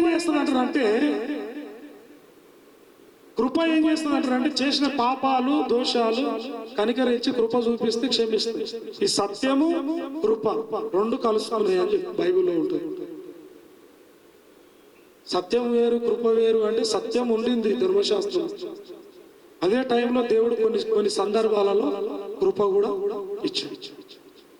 ఇప్పుడు తమ్ముడు చెప్పినటువంటి మాట, ఆత్మతో శరీరాన్ని ఆస్పాదము చేసుకోకుండా ఆత్మతో, మీరు అడిగే ప్రశ్న అదే కదా, ఆత్మతో దేవుని ఆరాధించడం ఎలా అన్నారు? ఆత్మతో ఆరాధించమని అక్కడ ఉంది, శరీరాన్ని ఆస్పదం చేసుకోకూడదని ఉంది. శరీరాన్ని ఆస్పదం చేసుకోవడం అంటే ఏమిటి? అందులో వాయిద్యం అనేటువంటిది ఎందుకు రాదు? అదే నేను చెప్తున్నాను ఏంటంటే, నమ్మి బాప్తిసము పొందినటువంటి వారి లోపలికి పరిశుద్ధాత్మ అనే వరము వస్తుంది, ఒకటి. రెండవది యోహాను సువార్త 15వ అధ్యాయము 16 నుంచి కొన్ని వచనాలు చదవము.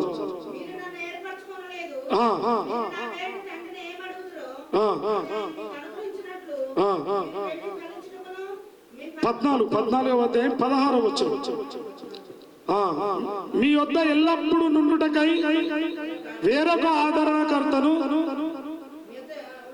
అనగా సత్య స్వరూపియగు ఆత్మను మీకు ఈ సత్య స్వరూపియగు ఆత్మ ఎప్పుడు అనుగ్రహింపబడుతుంది మనకు అని అంటే అపోస్తుల కార్యము 2:38 నుంచి మనం చదువుకుంటూ వస్తున్నప్పుడు, మారు మనసు పొంది పాప క్షమాపణతో మారు మనసు పొంది యేసుక్రీస్తు నామమున వారికి సత్య స్వరూపియగు ఆత్మ వారి లోపలికి వస్తుంది.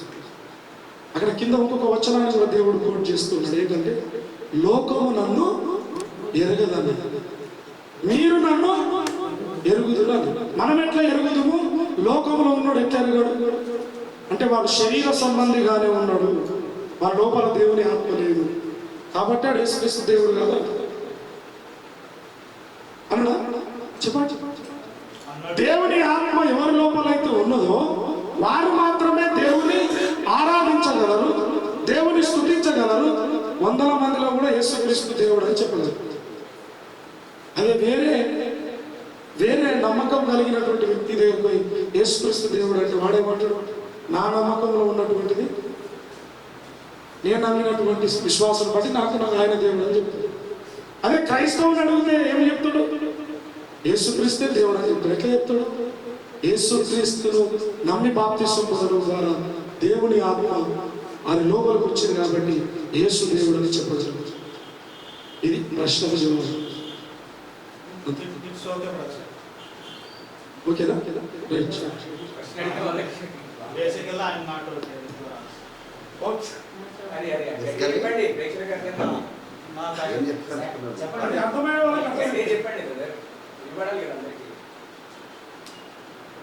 అదే బ్రదర్, మీరు చెప్పిన సమాధానం నాకు సంతృప్తికరంగా లేదు.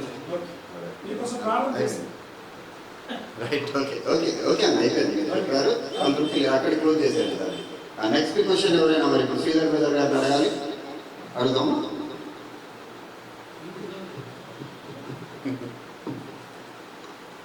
ధర్మశాస్త్రంలో యెహోవా దేవుడు అందరి భక్తులతో మాట్లాడాడు. అక్కడ యేసు ప్రభు మాట్లాడినట్టు ఎక్కడ లేదు. అయితే మరి సౌలుకు దురాత్మ పట్టినప్పుడు దావీదు సితార వాయిస్తూ ఉన్నప్పుడు మరి ఆ దురాత్మ సౌలు నుంచి వెళ్ళిపోయింది. అయితే మరి అక్కడ యెహోవా దేవుడు కార్యం చేసినట్ట చేయనట్ట? అయితే లేదు. అయితే మరి యేసు ప్రభువు ఈ భూమి మీదకి వచ్చినప్పుడు నేను తండ్రి చిత్తము నెరవేర్చుటకై వచ్చినా అని చెప్పి, అదే విధంగా పౌలు భక్తుడు కూడా నేను యేసు ప్రభువుని పోలి నడుచుకున్నా, మీరు నన్ను పోలి నడుచుకోనుడి అని అన్నాడు. అయితే ఇక్కడ యేసు ప్రభువు కూడా సంగీతం కోసం రాయించిండు. మరి ఇక్కడ ధర్మశాస్త్రంలో కూడా సంగీతం ఉంది. అయితే ఇది ఇప్పుడు కొట్టి వేసినట్ట, మరి ఇది కొట్టి వేసినట్ట? ఇది నా ప్రశ్న. మంచిదమ్మా, చాలా చక్కటి ప్రశ్న అడిగినటువంటి సహోదరికి క్రీస్తుకి వందనాలు చెల్లిస్తున్నాను. మంచిది. అక్కడ సౌలు పట్టినటువంటి దురాత్మను వెలుగుతుంది దేవుడా? దావీదు వాయించినటువంటి చమత్కారమైనటువంటి సంగీతం వాయించిన చేత దురాత్మ వెళ్ళిపోయింది అని చెప్పేసి మనం క్లియర్గా చదువుతున్నాం. డన్. ఆ తర్వాత యేసుక్రీస్తు వాయించమని చెప్పినట్టు ఎక్కడ లేదు, మీరు దాన్ని సరిచేస్తారు. వాయించమని చెప్పినా నేను అనలేదు. క్రీస్తును పోలి నడుచుకుంటు కదా పౌలు, మరి పౌలు భక్తులే ఇది పరిశుద్ధాత్మ ద్వారా రాయించిన మాట. అయితే ఇక్కడ ఏం మాట? కొలస్సీలకు రాసిన పత్రిక. ఒక నిమిషం, నాకు అర్థమైంది, ప్రశ్న అర్థమైంది. దాని గురించి వివరణ ఇంతకుముందే ఒక 5 నిమిషాలు ఇచ్చేసాను నేను. అది ఒకసారి రికార్డింగ్ వినండి. కొలస్సీ పత్రిక కానీ ఎఫెసీ పత్రిక కానీ అవి రెండిట్లలో వాడబడినటువంటి సంగీతము గాత్ర సంగీతము, వోకల్ మ్యూజిక్ అనేది దేవుడు ఇష్టపడ్డాడు. కానీ మ్యూజికల్ ఇన్స్ట్రుమెంట్, హృదయములో నుంచి పాడేటువంటి పాట ఆయన ఇష్టపడ్డాడు. ఫ్రూట్స్ ఆఫ్ యువర్ లిప్స్ అర్పించమని దేవుడు చెప్పాడే కానీ మ్యూజికల్ ఇన్స్ట్రుమెంట్స్ ని యూజ్ చేయమని దేవుడు చెప్పలేదు అనేటువంటి వివరణ ఇంతకు ముందు 5-10 నిమిషాలు ఇచ్చాను. దాన్ని మీరు శ్రద్ధగా వినడానికి ప్రయత్నం చేయండి. సమాధానం దొరికిందని నమ్మకం. ఒకటి, యేసుక్రీస్తు ప్రభువారు దేవా నేను నాకు ఇచ్చినటువంటి పనిని సంపూర్ణము చేశాను అని చెప్పేసి చెప్పాడు 17వ అధ్యాయం 4వ వచనంలో యోహాను సువార్త. బ్రదర్ మీరు ఈ వచనం చదవనియట్లేదు. కొలస్సీలకు రాసిన పత్రిక 3వ అధ్యాయము 15వ వచనం. క్రీస్తు అనుగ్రహించు సమాధానము మీ హృదయములలో ఏల నిండా నిలియుడి. ఇందుకొరకే మీరొక్క శరీరముగా పిలువబడితిరి మరియు కృతజ్ఞతులై ఉండుడి. సంగీతములతోనూ కీర్తనలతోనూ ఆత్మ సంబంధమైన పద్యములతోనూ ఒకనికి ఒకడు బోధించుచు బుద్ధి చెప్పుచు కృపా సహితముగా మీ హృదయములలో దేవుని గూర్చి గానము చేయుచు సమస్త విధములైన జ్ఞానముతో క్రీస్తు వాక్యము మీలో సమృద్ధిగా నివసింపనీయుడి. మంచిది, చాలా సంతోషం తల్లి. మళ్ళీ నాకు చెప్పడానికి అవకాశం ఇచ్చినందుకు థ్యాంక్ యూ వన్స్ అగైన్. ఇక్కడ సంగీతములతోనూ కీర్తనలతోనూ ఆత్మ సంబంధమైన పాటలతో పద్యములతో ఏం జరగాలంట? ఏం జరగాలో మీరు చదవాలి. సంగీతములతో కీర్తనలతో ఆత్మ సంబంధమైన పద్యములతో పాటలతో ఏం జరగాలి? పద్యములతోనూ ఒకరికి ఒకడు ఒకరికొకడు ఏం చేయాలంట? బుద్ధి చెప్పుకోవాలి. ఒకరికొకడు ఏం చేయాలి? బాగా వినే వాళ్ళందరూ, వీక్షకులందరూ కూడా చాలా జాగ్రత్తగా గమనించాలి ఈ పాయింట్ ని.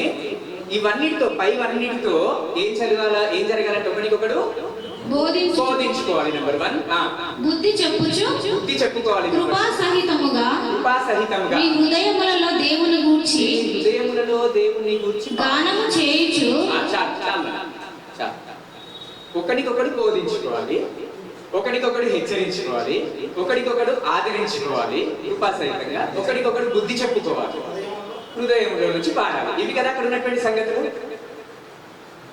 ఇవన్నీ వాయిద్యం చేయగలుగుతుంది. వాయిద్యం నీకు బోధించగలుగుతుందా? సూటి ప్రశ్న. వాయిద్యం నీకు బోధించగలుగుతుందా? వాయిద్యం ఇప్పుడు నేను వాయిస్తున్నాను,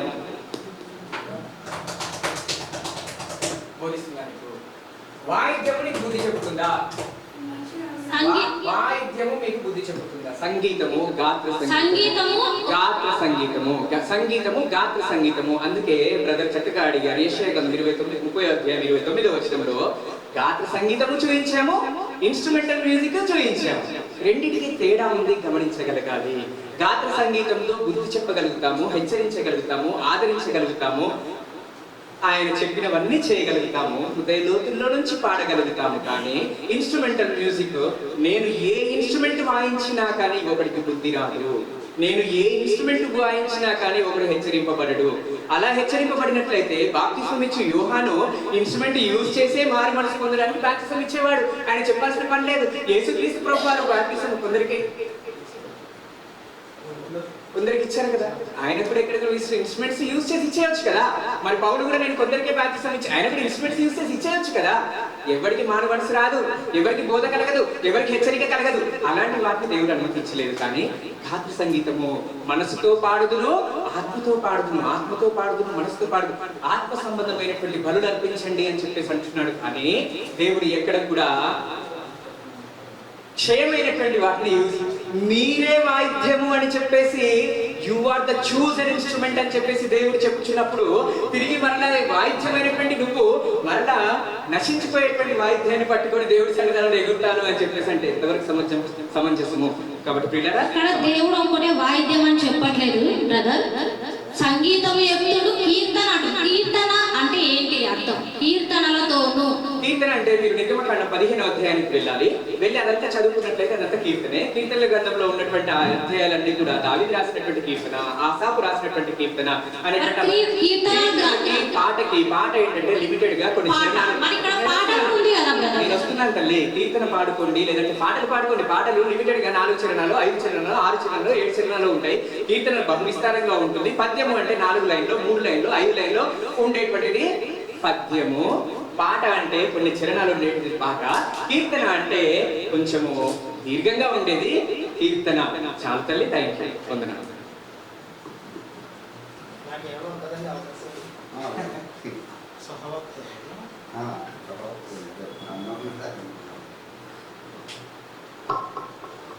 ఇంకా చివరిగా మరి ఒక ప్రశ్నతో ముగిద్దాం. మిమ్మల్ని అడగాలని అనుకుంటా ఉన్నట్టుంది. ఇంకెవరైనా అడిగే వాళ్ళు ఇంకా లాస్ట్ ప్రశ్న అండి.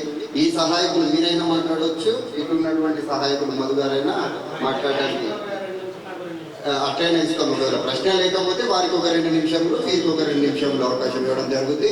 ఎవరైనా ప్రశ్న అడిగే వాళ్ళకి అడగవచ్చు, లేదనుకుంటే మనం వాళ్ళకి ఇచ్చేసేద్దాం. రైట్, ఎవరు లేరు కాబట్టి మొదటిగా మన సహోదరులు కోరేష్ గారు మనకొండ నుండి వచ్చినటువంటి పాస్టర్, మన వినోద్ గారికి సహాయకుడిగా ఉన్నటువంటి వారు 2 నిమిషాలు మాట్లాడాలండి, ప్రార్థన కాదు. ఒక 2 నిమిషాలు వాళ్ళు మాట్లాడి దాని తర్వాత మధు గారు మాట్లాడతారు. దాని తర్వాత సత్య ముగించేస్తున్నాం.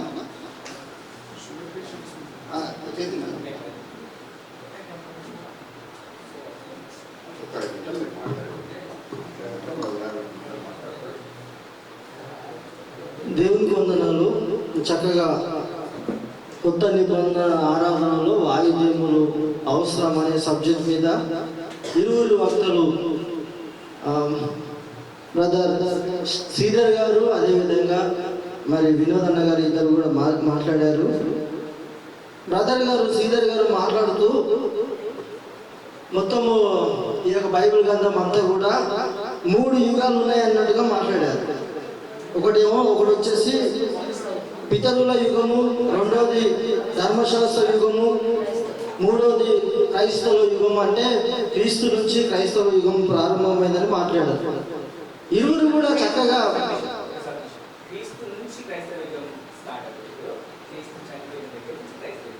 మంచిది. సరే, క్రీస్తు చనిపోయిన తర్వాత క్రైస్తవ యుగము ప్రారంభించబడిందని చెప్పేసి ఇరువురు మాట్లాడారు కొత్త నిబంధనలు. అయితే నా ప్రశ్న ఏంటంటే, ఇరువురు కూడా దాదాపు 3 గంటల సేపు కూర్చోబెట్టారు. కొత్త నిబంధనలో ఆరాధనలో వాయిద్యములు అవసరమా అంటే అవసరం ఉందా లేదా అని చెప్పేసి మరి శ్రీధర్ గారు వాయించకూడదు అని చెప్పి ఇరువురు మాట్లాడలేదు. బ్రదర్ సంగీతంలో అంటే ఇంగ్లీష్లో అది వేరే విధంగా ఉందని చెప్పేసి మరి శ్రీధర్ బ్రదర్ మాట్లాడారు. అయితే ఇప్పుడు కొత్త నిబంధనలు మాట్లాడినప్పుడు కొత్త నిబంధనలు చేసి మాట్లాడాలి. పాత నిబంధనలకి వెళ్ళి స్టార్టింగ్ చేయడమే పాత నిబంధనలు ఎత్తుకొని ఎక్కడెక్కడ ఉన్నాయా అని చెప్పేసి అన్ని తీశారు. డిబేట్ ఏంటి అసలు? కొత్త నిబంధనలు ఉందా లేదా అది చెప్పాలి. అది చెప్పకుండా అన్ని తీసి అన్ని చెప్తా వచ్చారు. అందుకే కొందరు లేచి వెళ్ళిపోయారు మొదలకి. అని మీరే చెప్తా ఉన్నారు, ఇక మేమెందుకని అని చెప్పేసి.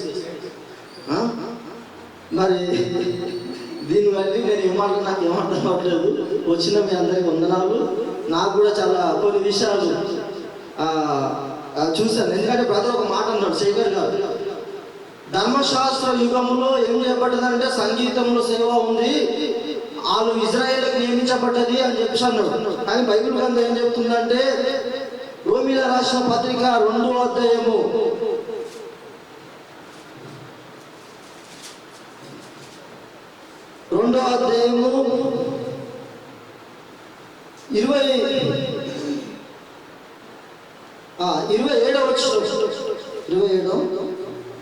27 నుంచి చదువుతా ఉన్నాను. 28 చదువుతాను. బాహ్యమునకు యూదుడైన వాడు యూదుడు కాదు, శరీరమందు బాహ్యమైన సున్నతి కాదు అన్నాడు. అంటే బ్రదర్ ఏమన్నాడు అంటే, మాట్లాడుతూ 3 యుగాలు ఉన్నాయండి. ధర్మశాస్త్ర యుగంలో సంగీత సేవ ఉంది, కొత్త నిబంధనలో సంగీత సేవ లేదు, అది కేవలం ఇజ్రాయేల్ వాళ్ళకే నియమించబడ్డదని చెప్పి మాట్లాడారు భక్త గారు. అయితే బైబిల్ గ్రంథం ఏం చెప్తుందంటే, నూతన నిబంధన ప్రకారము హృదయం మందు సున్నతి చేయబడినటువంటి ప్రతి క్రైస్తవుడు కూడా ఒక ఇజ్రాయేలీయుడు.